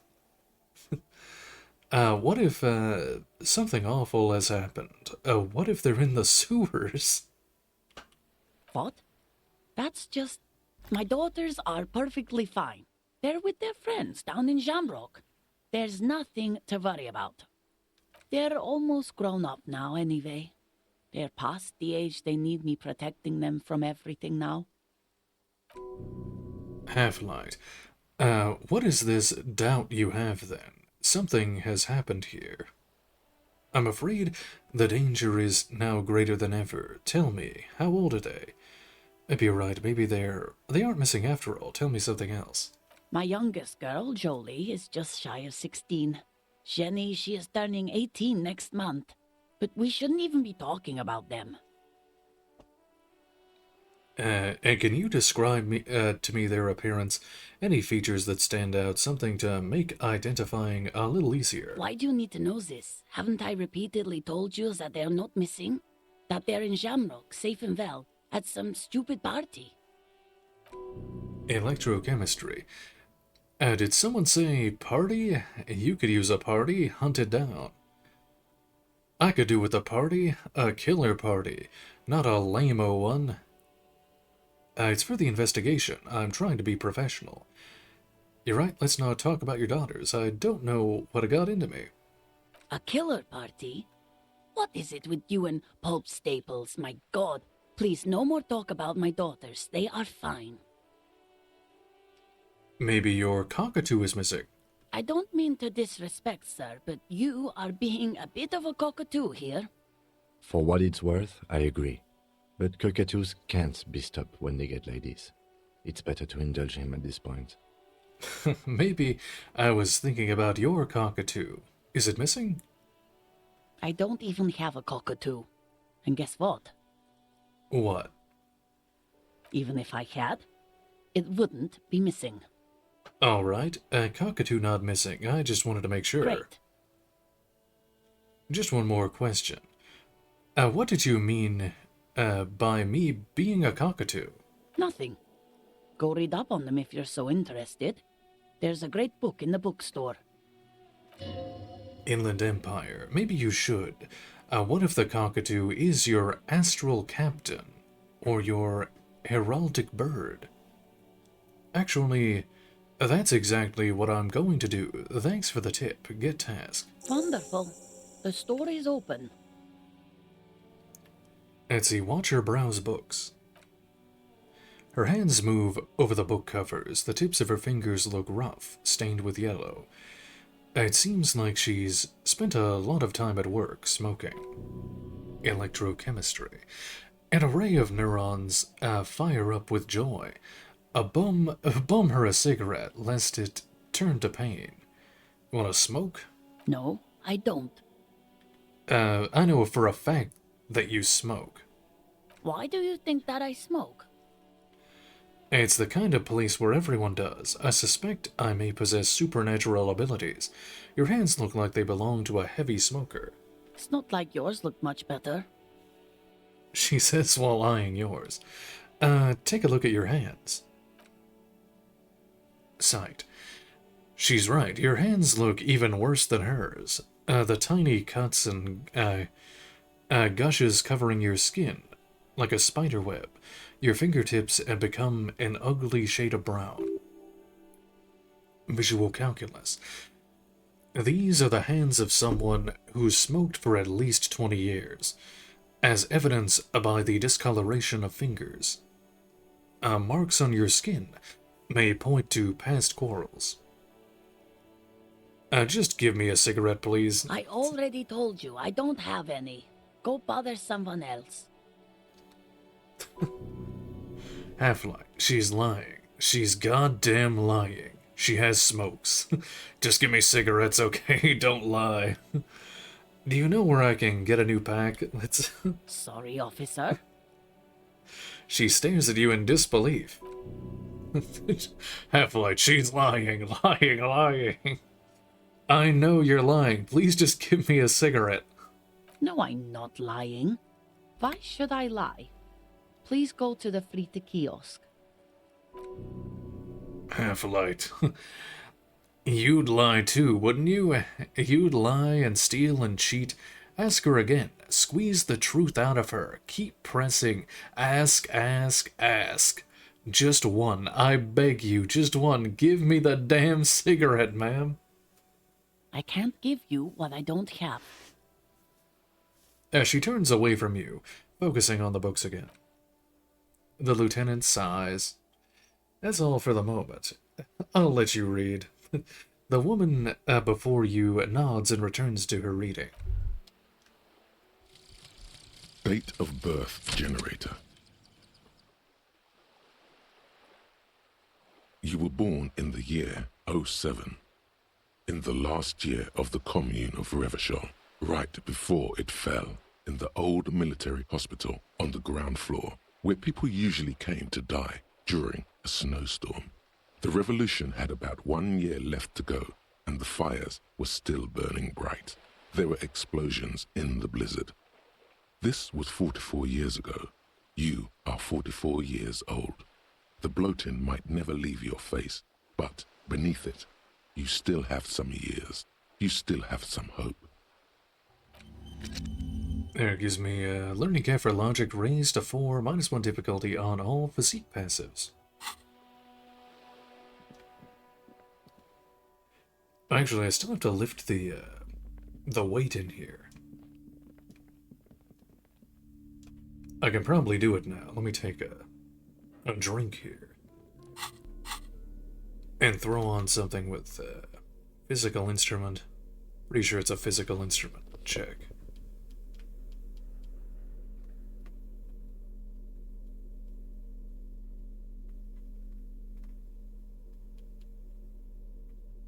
It gives me -2.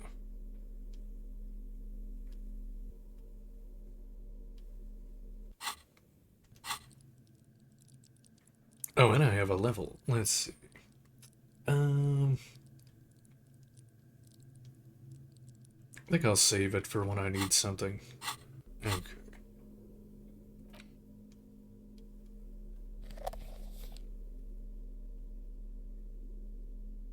That gives me +2 physique, sure.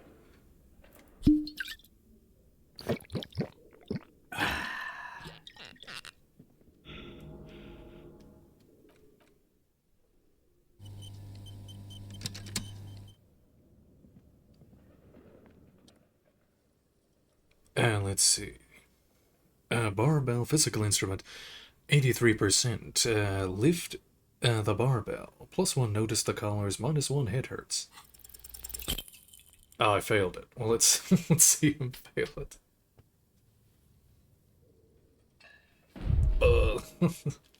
No.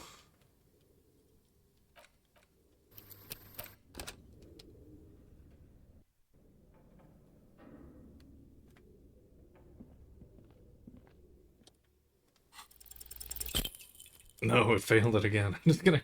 I can't. When can I pause it?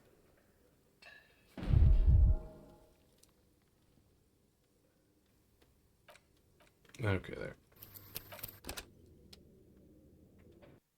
No, I must lift it.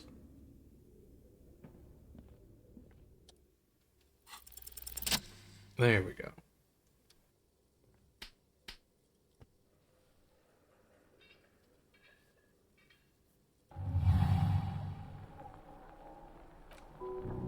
physical instrument, conjuring up an inhuman amount of strength. You raise the barbell up in the air. Your biceps tremble. But you're a savage. This is a children's game.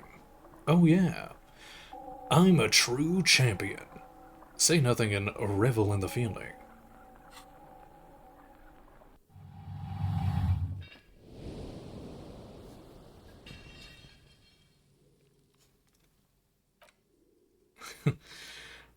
A warm wave of accomplishment watches over your head as you drop the barbell on the floor.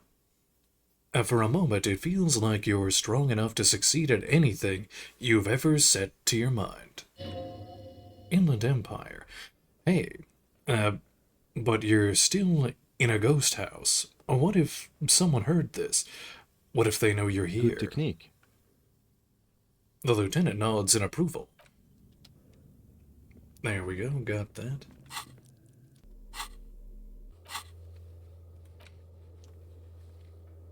It's the cargo container door. Okay, I'll have to do that later. I don't remember what, I need to get the money from there, but I don't remember what I have to select or do. So I'll have to look that up. Sleeping dock worker, physical instrument challenging. I guess I can do that.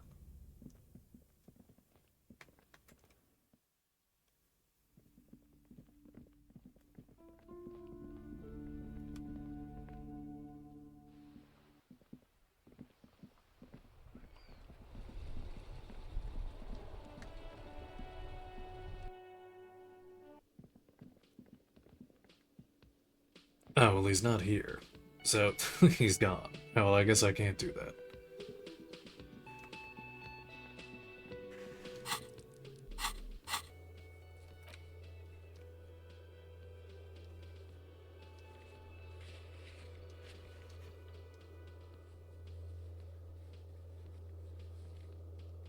And let's see.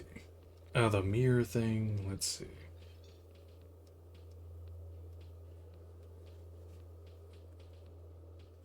Trash container?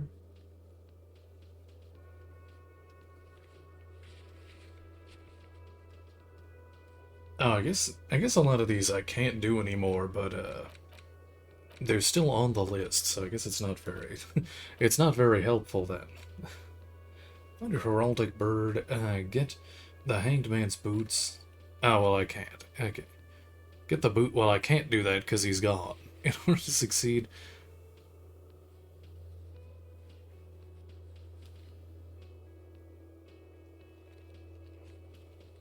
let's see. Don't beat yourself up if you manage to send the body away to processing without getting the boot. Yeah, well, that's... I can never finish this task. Find one... Oh, actually, I can do that. To find the one piece of armor. I know where the gloves are.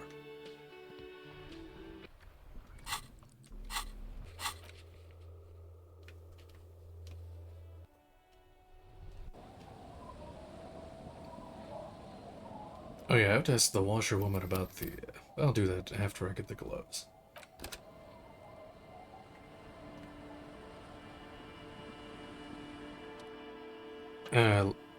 Lillian's twin. The scruffy-haired little boy kicks a stone. He can't be more than 5 years old. The other one looks indistinguishable from him. He watches his brother kick the stone, with his tongue lolling out of his mouth. Kids, have you seen any bad people around? What bad people? One of the twins looks up, his mouth slightly open. I don't think questioning 4-year-olds without their parents present is going to crack the case. You must be Lillian's twin. This one doesn't say anything, kicking the concrete with his worn-out sneaker. Lily's our mum. Explains the other one, tongue still lolling out his mouth. I already said that. The stone kicker laughs suddenly. His head is too large for his shoulders. The other one laughs as well. Inland Empire. Maybe there's some kind of reason why they're laughing. An interesting reason, somehow tied to the case. What are you laughing about? And the boy stops laughing and looks at his toes. Half-light. Oh, okay. So now he's shy.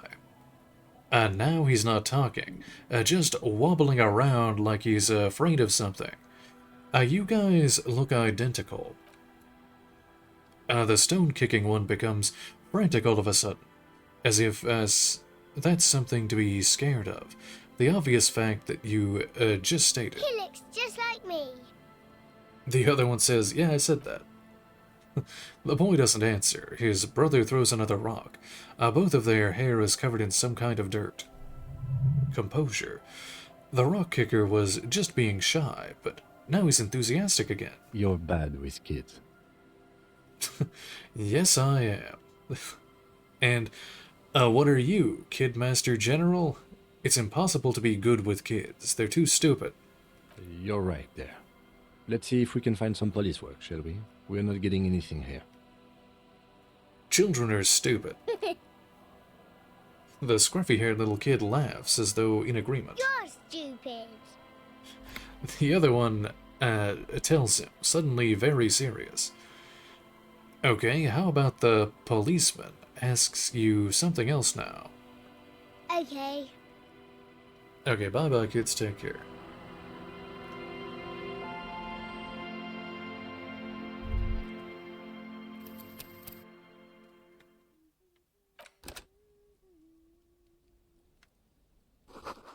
It feels safe and warm in here. Not like the outside. Industrial coal pellets burn in an orange glow.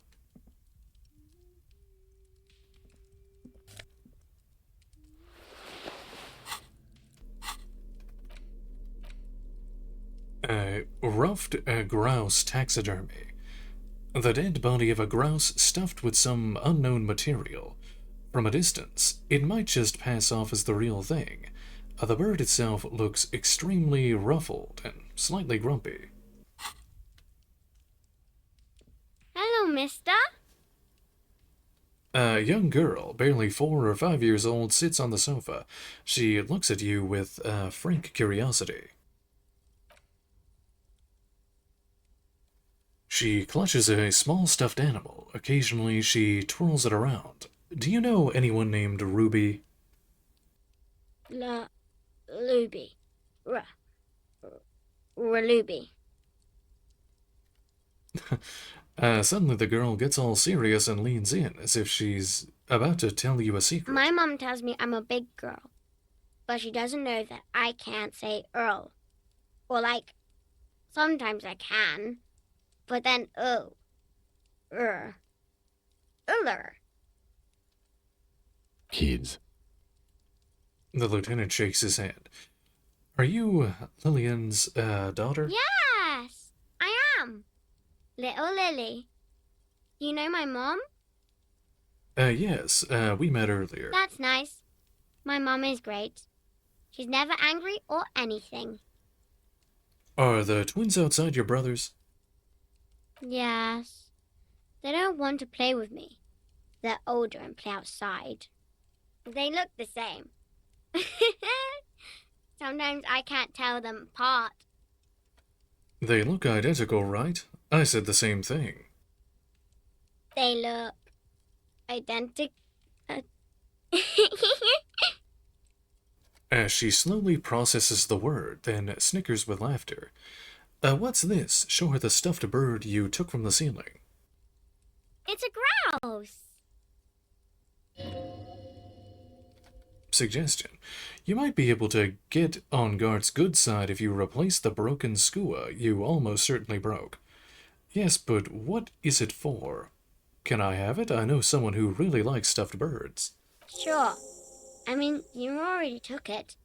I don't like it anyway. It looks angry. What's that thing you're holding? Point to her toy. It's Lammy. He's my friend. Sort of.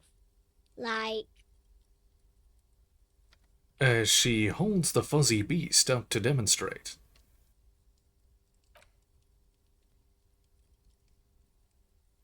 A lammy is a stuffed lamb that admittedly has seen better days.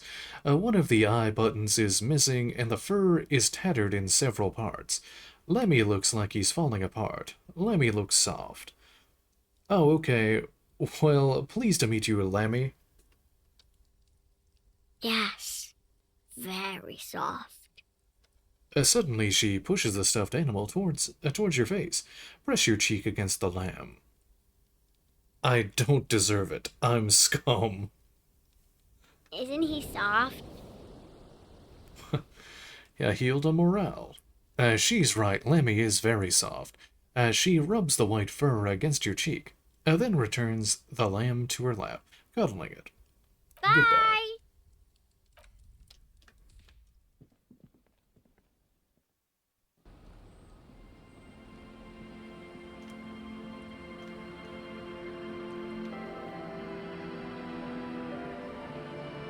Okay, I think she was supposed to tell me about the gloves. I don't know if I have to pass some kind of check. Hold on, let me go back.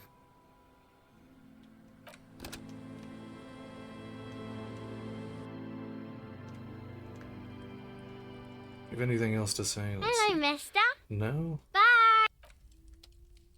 Because you get the gloves from outside of the house here. Like over here, but it's not letting me interact with it. I don't know what I need to pass. Hold on, let me see.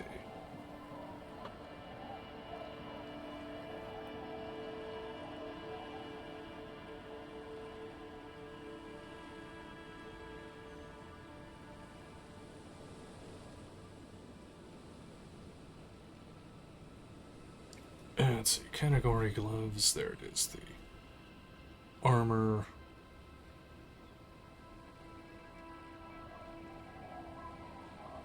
Oh, I have to talk to Cindy first. Okay.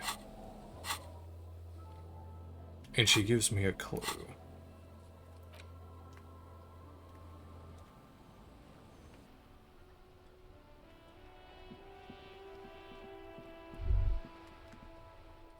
Authority. There, working class drunk. You know what this means. Case solved. Cracked it. All in a good day's work. Wait. What did I crack exactly?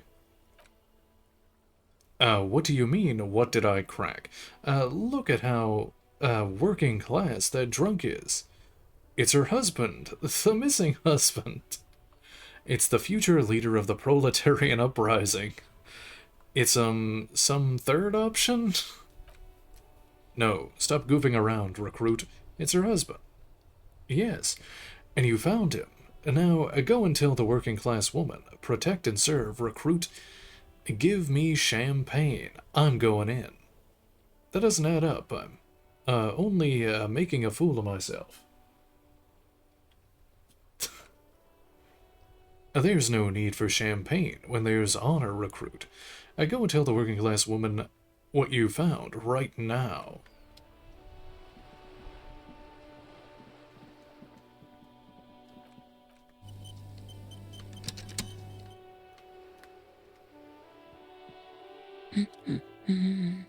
Protect and serve, madam. I found your husband. God damn it, I already told you. My husband isn't missing.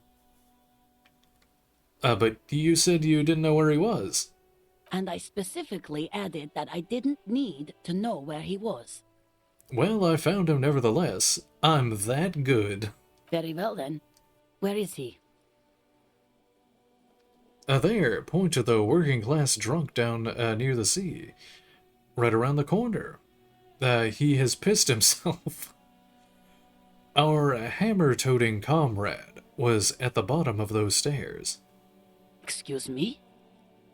She I don't blinks. follow. Empathy. There's something else hiding in her voice, though, a trace of worry. I found a working class drunk, and I thought he might be yours. Right, 'cause working class women come with alcoholic husbands. You know what? What? I'm not saying what. Something bad, I guess. I'm sorry. I say stupid things sometimes. I didn't mean to annoy. You were right. I do have an alcoholic husband. Although not that one. Reaction speed. Ha, blam, knew it. But you told me your husband's alright. I did, and he is. He's also an alcoholic. So, is he missing as well? No, he's not. Or maybe he is, I don't know. He's probably in the park, or in Shamrock somewhere. Drinking with his friends. She looks away. I haven't seen him for... Well, to hell with him. She has completely forgotten about her books, staring blank into the distance instead. Empathy. There. She's worried now. Kim, is it me or do we have a missing persons case here? Don't worry, I'm going to find him and bring him back home, promise. Well, if he's with his friends, then he's not really missing. No need for the police to get involved. I wouldn't be so sure. He replies before turning his face to the working-class woman. Ma'am, just to be completely clear, do you want to report it to the police? Report what? He's just out drinking with his friends. I'm sure the police has better things to do than to chase down local goofballs. Not at all. The RCM is ready to chase down every goofball in town. We care about you. Honestly, I think missing persons cases are mysterious. They are not all they're cracked up to be, officer. Why not? Because people either show up on their own, or you never find them. But isn't that mysterious? Well, I still want one. I want a missing persons case. All right, then. He has questions now. What kind of questions? What does your husband look like? Honestly, not that different from you. So let me guess. He's disco. Like a late-stage alcoholic, then. Alright, we're dealing with a cop. What do you mean by that? That's one way to put it, yes. No offense. I'd also add he's a little bit chubby. Physical instrument. Wait, did she just imply that you're fat? You're not fat. The body type she's referring to is called a Franco-Nigerian hard body. I'm not chubby, and neither is your husband. What you meant to say is that we both share a Franco-Nigerian hard body. You both share what? She doesn't understand. Franco-Nigerian hard body. Softly round, yet still in shape. Ladies dig it. I got the dad bod. I'm not sure about the rest, but softly round sounds about right. He's not in great shape. What else? He was wearing a dark brown leather jacket with a bright blue inner lining. The lining is hand-sewn. I made it myself. As she sighs, her voice slightly quivering when she adds, It's his cool jacket. God knows it's too cold to run around in this, but he refuses to change.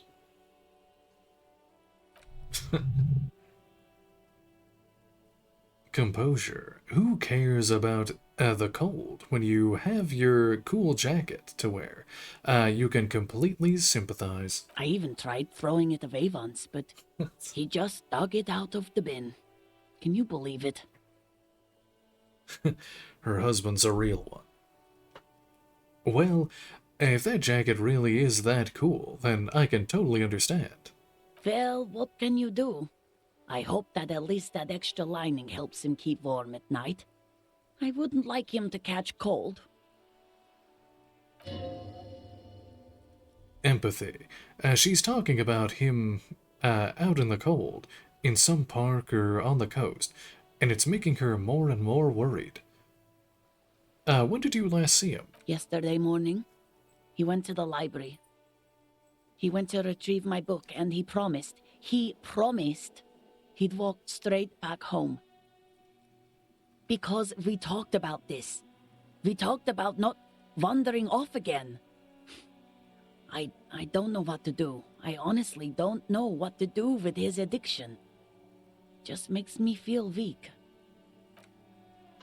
She turns from you in an attempt to recover. I think I got it, thanks. So you are going to look for him? Suggestion. She genuinely wants you to now. Don't make her ask. Yes, I will bring him back home to you. Take the case. Thank you. Please do. Even though I'm sure he will return home by himself. I'm still sure of that. Volition. She tries to maintain a brave front, even though her eyes reveal the opposite. I'm sure he will too. When he does, would you let Precinct 57, Kim Kitsuragi, know? He gives her a slip of paper. I will, of course, officer. As I said, it's probably nothing. The woman takes the slip of paper. It's a phone number. Thanks, I'll get going then. Alright, let's see. Oh yeah, I have to talk to Cindy. Got sidetracked there with that that quest.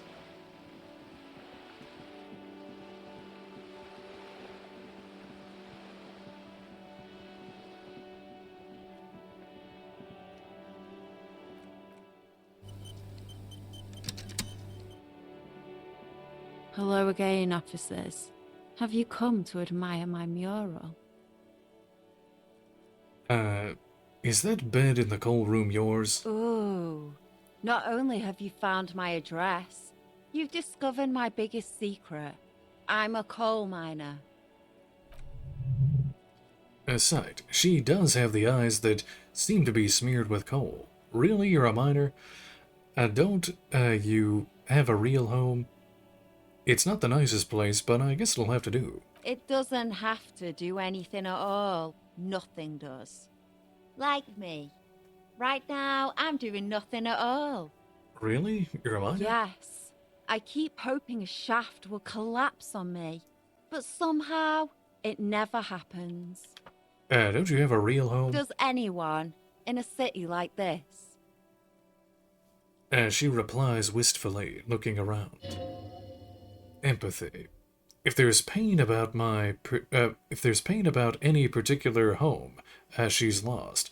She's buried it deep, fortified herself against it.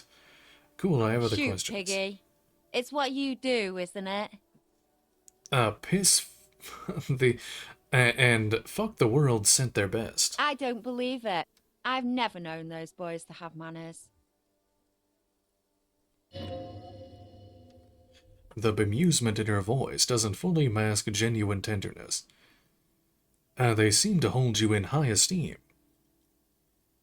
I think they're afraid of you. Maybe it's just skull solidarity. I made up the sending their best part, but I did talk to them.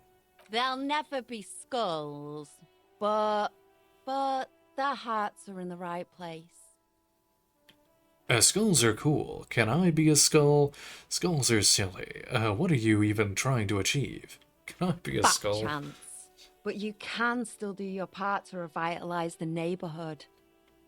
Okay then, how's that? As she throws you a conspiratorial glance, then presses her finger to her lips and squints up at the sky, as though straining to hear something in the distance. Have you noticed the quiet? Every so often, you might hear a gunshot pierce the air somewhere in Jamrock. But in Martinez, no gunshots, no sirens. The people are languishing in boredom and complacency. This place is a sepulchre. We'll paint it red. We bring the raucous. You bring the sirens. Okay, so you won't talk about the murder, but maybe you can tell me something about the murder victim missing armor. What do I care about some fucking tin eggshells? Isn't armor art? Art for the body? Ugh, alright. Sad Piggy. I'll give you this one. I saw a little girl in the fishing village running around with military-grade handwear. Looked cute as hell. Reaction speed. Could that little girl have been Little Lily? It's not a bad place to start. I know a little girl in the village, Little Lily. Could have been her. Small kid with giant white armored hands. If you've seen one of them, you've seen them all.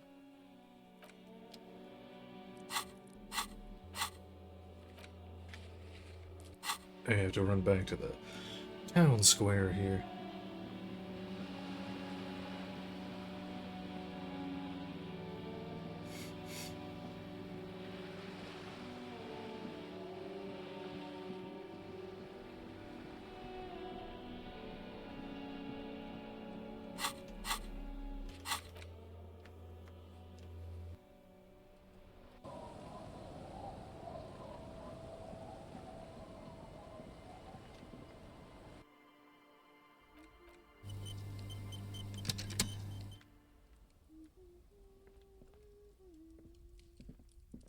Hello, mister. I heard there was a girl here who has armored gloves. Is that you? Oh, I had gloves. Very big ones. Heavy, too. She looks alarmed. Where did you get these gloves? Found them when Lemmy and I were playing hide and seek. In an empty house. Where no one lives. I think someone hid them there. Empathy. She doesn't want you to think she stole them. And where are the gloves now? I hid them. The twins were going to take them. They're stupid. She lifts her stuffed toy up and looks into its one remaining eye as though searching for confirmation. We are going to need those gloves. It's for important police business. He enunciates the last two words carefully. Oh. She doesn't seem to understand, but the lieutenant's tone has conveyed to her the important part. They're in my sandcastle. Behind our house. Under the sand. You can break the castle. It's not very good. Bye! The girl's large, curious eyes remain fixed on you.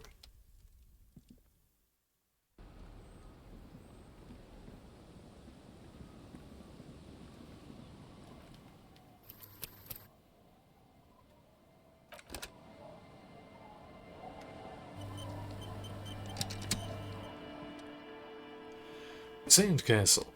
Weather has not been kind to Lily's little sandcastle.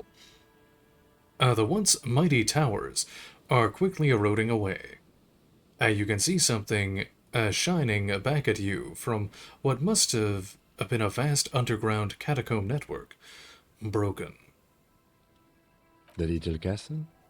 The reigning lord must have come upon some really tough times to let it sleep in such decrepitude. Reach into the catacombs and pull out the shiny object. Let's see, gained the Fairweather T500 gauntlets. The walls and the floors give way to the giant's greed, collapse, and present you with a pair of ceramic gauntlets. Congratulations. That's the gauntlets down then. We're doing good on the armor collection front.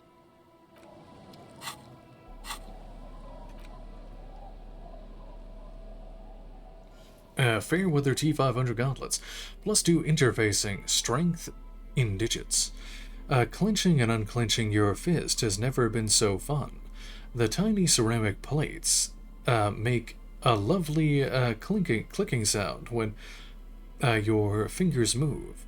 The gloves are a bit sandy, but the grip is phenomenal. Do it grip?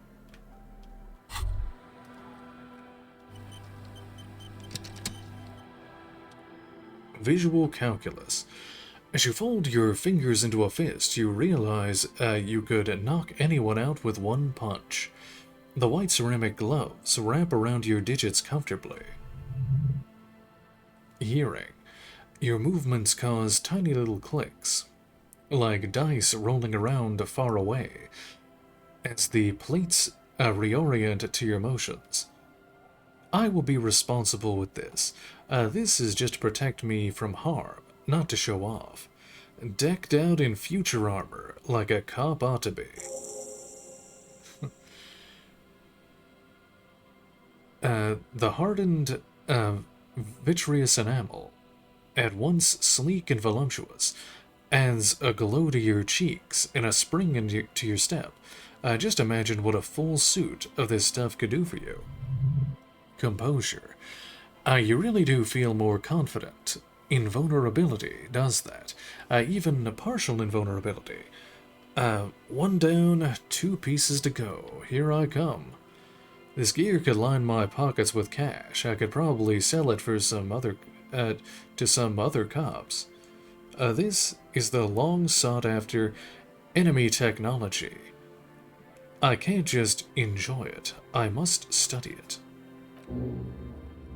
Visual gained the Fairweather T500. Remember, this is a highly specialized kinetic redistributor meant to stop bullets. Wear it, observe its properties, see if there is a weakness in the design. Half-light.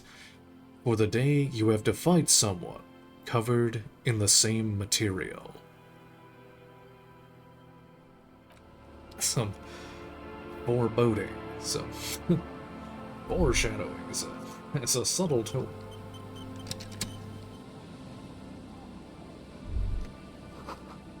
Relax. It's not yours. You didn't crash any MC in Revachol, hopefully. You should come back here when it snows. A strange feeling, it passes quickly.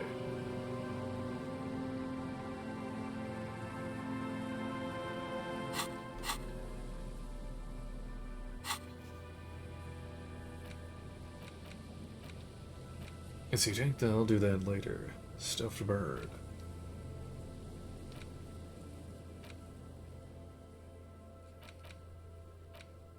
I guess I gotta finish up I gotta talk to the ravers again.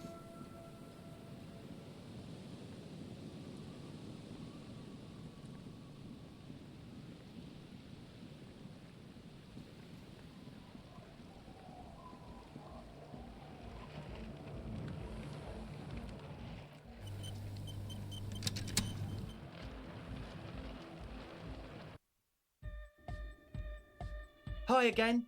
So, how are things going? About the church, I checked it out. And? What happened? I talked to the crab man. Oh, man! Who is he? What did you think? Seemed okay, to be honest, very spiritual. He gave me this odd lecture on alcoholism before rambling on and going on about mother's love. Right, he's a true narcomaniac. The way he climbs, it was terrifying. Really? Huh. Interesting. What's he doing in the church? Just preaching and praying, from the looks of it. He clearly enjoys the physical activity. Guy climbs like a freak. There's something sinister going on under the building's roof. I think he's, getting high or something. No matter. Is he gonna be a problem? Yeah, Noid is right. Let's get back to the point. What are we gonna do about him? Savoir-faire. These guys will never catch him. You will never catch him. There's nothing to do. Of course he's a problem. He's a crab man. He keeps himself physically active, thinks spiritual thoughts, and doesn't drink. Who am I to evict such a person? As far as I can tell, he's not going to leave. He'll climb around up there, and guys, you'll never catch him. Actually told me he wouldn't mind the nightclub at all. I dunno, man. Doesn't it feel like a major hindrance to you? A spooky guy climbing around when all the guests are trying to have nice, friendly hyper time? You're just going to have to live with the crab man. Don't worry, I don't think he really gives a damn about you or anyone else. I guess it's not a massive problem, now that I think of it. Everyone is welcome to dance till the morning light! Yeah! Maybe. I guess we'll figure something out. Okay, but what about the other spooker? The one in Grandma's clothes? Did you see her? I was using the mainframe when Suna, the former lead programmer of Fortress Accident, appeared. A programmer? That's odd. What was she like? Did you ask her about the nightclub? She said you guys haven't been completely honest with me about your plans. Come on, man. Who will you trust? A spooky programmer or us? We just want to make the world a better place. Feel the love! Get down and feel it! Okay, maybe I'm kind of feeling it. You'll get there, believe me. When we've got our gear set up, things will be flowing and pumping. Anyway, now that it's settled, how did she seem? I mean, disposition-wise, about the dance club idea. Ja oder nein? Rocking it or dropping it? She did not like the Nautic dance club idea. What a pity! That's my favourite thing in the world! And she doesn't like it at all! A shame. What can we do now? Do you see a way out of this jam? And into a laser-lit future of dance and unity? Unity! Dance! She made it very clear that she won't leave until her own project is finished. And you can't just evict her? No, I won't evict her. We have to come up with a different solution. Look at you, Honor Man! No, Noid. He's right. Maybe we've approached it the wrong way after all. I'm sure there's a workaround. We can make a deal not to bother her. If that's okay with her, we only want to get in the church and spread the joy and ecstasy of music. The lines in the dark exist! Coexist! At least Crabman seems like an advanced being. He's hard. He'll understand. Yeah, he can do his climbing thing in the tower. And the programmer, does she like anodic dance music? She absolutely does not. Really, truly despises it. She lies. She gets down. I mean, who doesn't? Just listen to that crazy pulse. Wonderful! If coexisting fails, you can always muscle her out, right? If it's all okay with you, what do you think? I refuse to throw her out, but I can try convincing her. Proceed with the quest. Excellent! Good luck, my friend. Let's see. Goodbye, officer. Here, let's try to pass this check here. So you had a talk with Andre, and now you want to discuss things with me? Wait, no, I want to talk to Andre. I guess I should talk to all of them. Let's see. Hi again. So, how things go? Oh, I forgot to read it too. So I guess it's good at because it added a bunch of stuff since last time. Hi again. So, let's see. how things going? Maybe everything isn't quite as you've been told. 42%. +1 to sell was high. +1 Suna said some things amiss. +1 confronted him about Suna's hint. +1 unexplained ether smell. +1 unexplained nosophed. +1 unexplained starting fluid. No.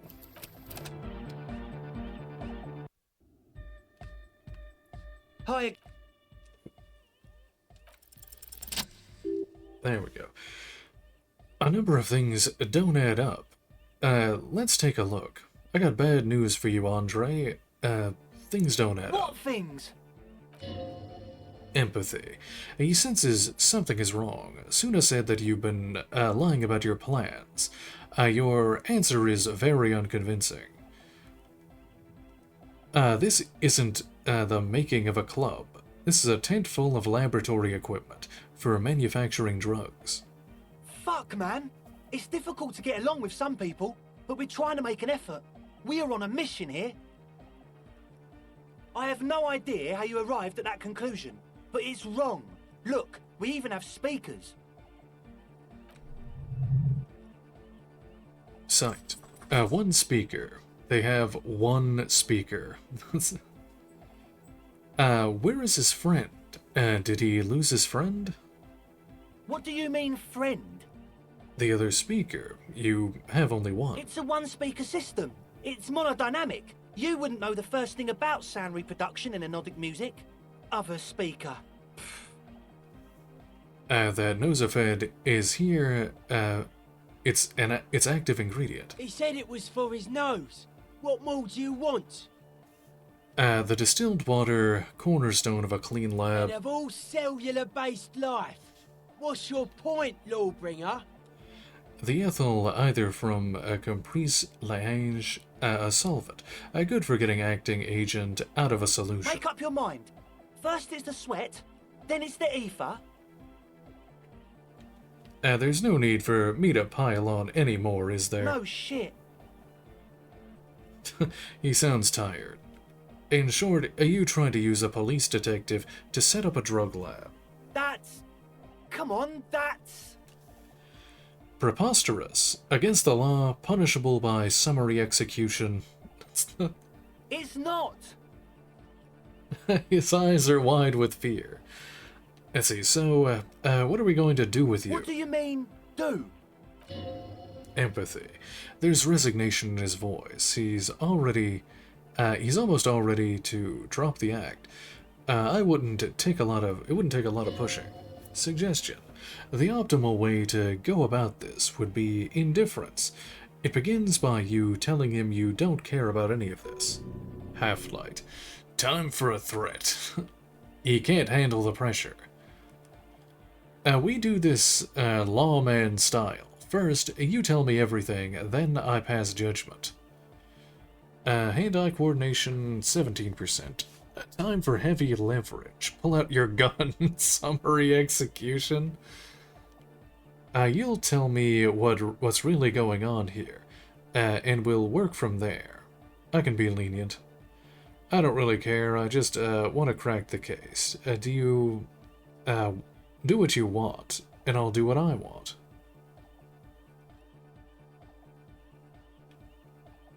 Really? Of course not really, I'm a cop. Now tell me what's going on immediately. Really, I wanted to ask you about something else. Or else? Not blowing your brains out. Not calling a backup and hauling you all off to the pen, for starters. Haven't you heard? I'm the dirtiest cop this side of the river. I'll make life hard for you, using every connection I've got. We'll see. Now speak. He thinks for a moment, then opens his mouth and closes it again. Then finally raises his hands. Things are just way too hard for an entrepreneur in this city. It's not like we're not going to turn the church into the wickedest club in East Revachol. Because we are! We totally are! We just got to turn it into a speed lab first. You know, to get our foot in the door. And why did you need me? Like I told you, spooky arseholes moved in while I was getting all this stuff together. A month ago, the place was empty, and now it's all spooked up. They're not really spooky, are they? No, man. They're spooky, all right. It's just that they would also probably call the police if we started cooking speed in there. But the sign was way off, too. I couldn't feel the love at all. So, what now? Authority. This is it. Judgment time. Give me your cash. Ask for a bribe first. Pack up and report to Precinct 41. Arrest them. Get lost. I don't want to see you again. Evict them. Let's do this clean. No speed lab, just a club for anodic music. Proceed with the club. It wouldn't work without the lab. Do what you have to do to keep the club alive. Just the club. Yeah! The young man's smile widens to inhuman proportions. His teeth beam in the floodlight. I knew it! And the would-be leader drops his spiked head between his knees. It's impossible now. No, Andre, it's harder now. This hard cop has come to show us how much the fish is, and the fish is always so much more. We all know there was never going to be a club for anodic music with the Speed Lab. Now it has a fighting chance. What's that about fish? So, there was never going to be a club in there. There needs to be a club for anodic music in there. Needs to. Everyone hates each other. Everybody hates it here. It's all just drugs and we're slaves and I can't. We are running out of time. We need a win, Andre. I promise this will be a win. We won't cook speed in there. We'll do it clean. We'll do it true, we'll do it sober and real and beautiful. This will be a victory for the light. Shivers. This will be nothing. You can hear the ice crack underneath you. Outside, the last century waterfront development is crumbling in the wind. A grape-shot row of falling houses. And so the Rue Saint-Jérôme, and all the houses on Main Row. The old cinema is sinking underneath Villa Lobos. Wait, does anyone feel that? What? Nothing. Let's call the incident crime prevention. But I have my eyes on you. Okay, we'll try to do it without the drugs. He raises his head from between his knees. We'll do a straight club up in there, spinning the maddest reels, and nothing but. I swear to God. Okay, Egg? From here on, it'll be straight all the way. That's all for officer. now. There we go. Alright, well, I think that's a good spot to end it for tonight.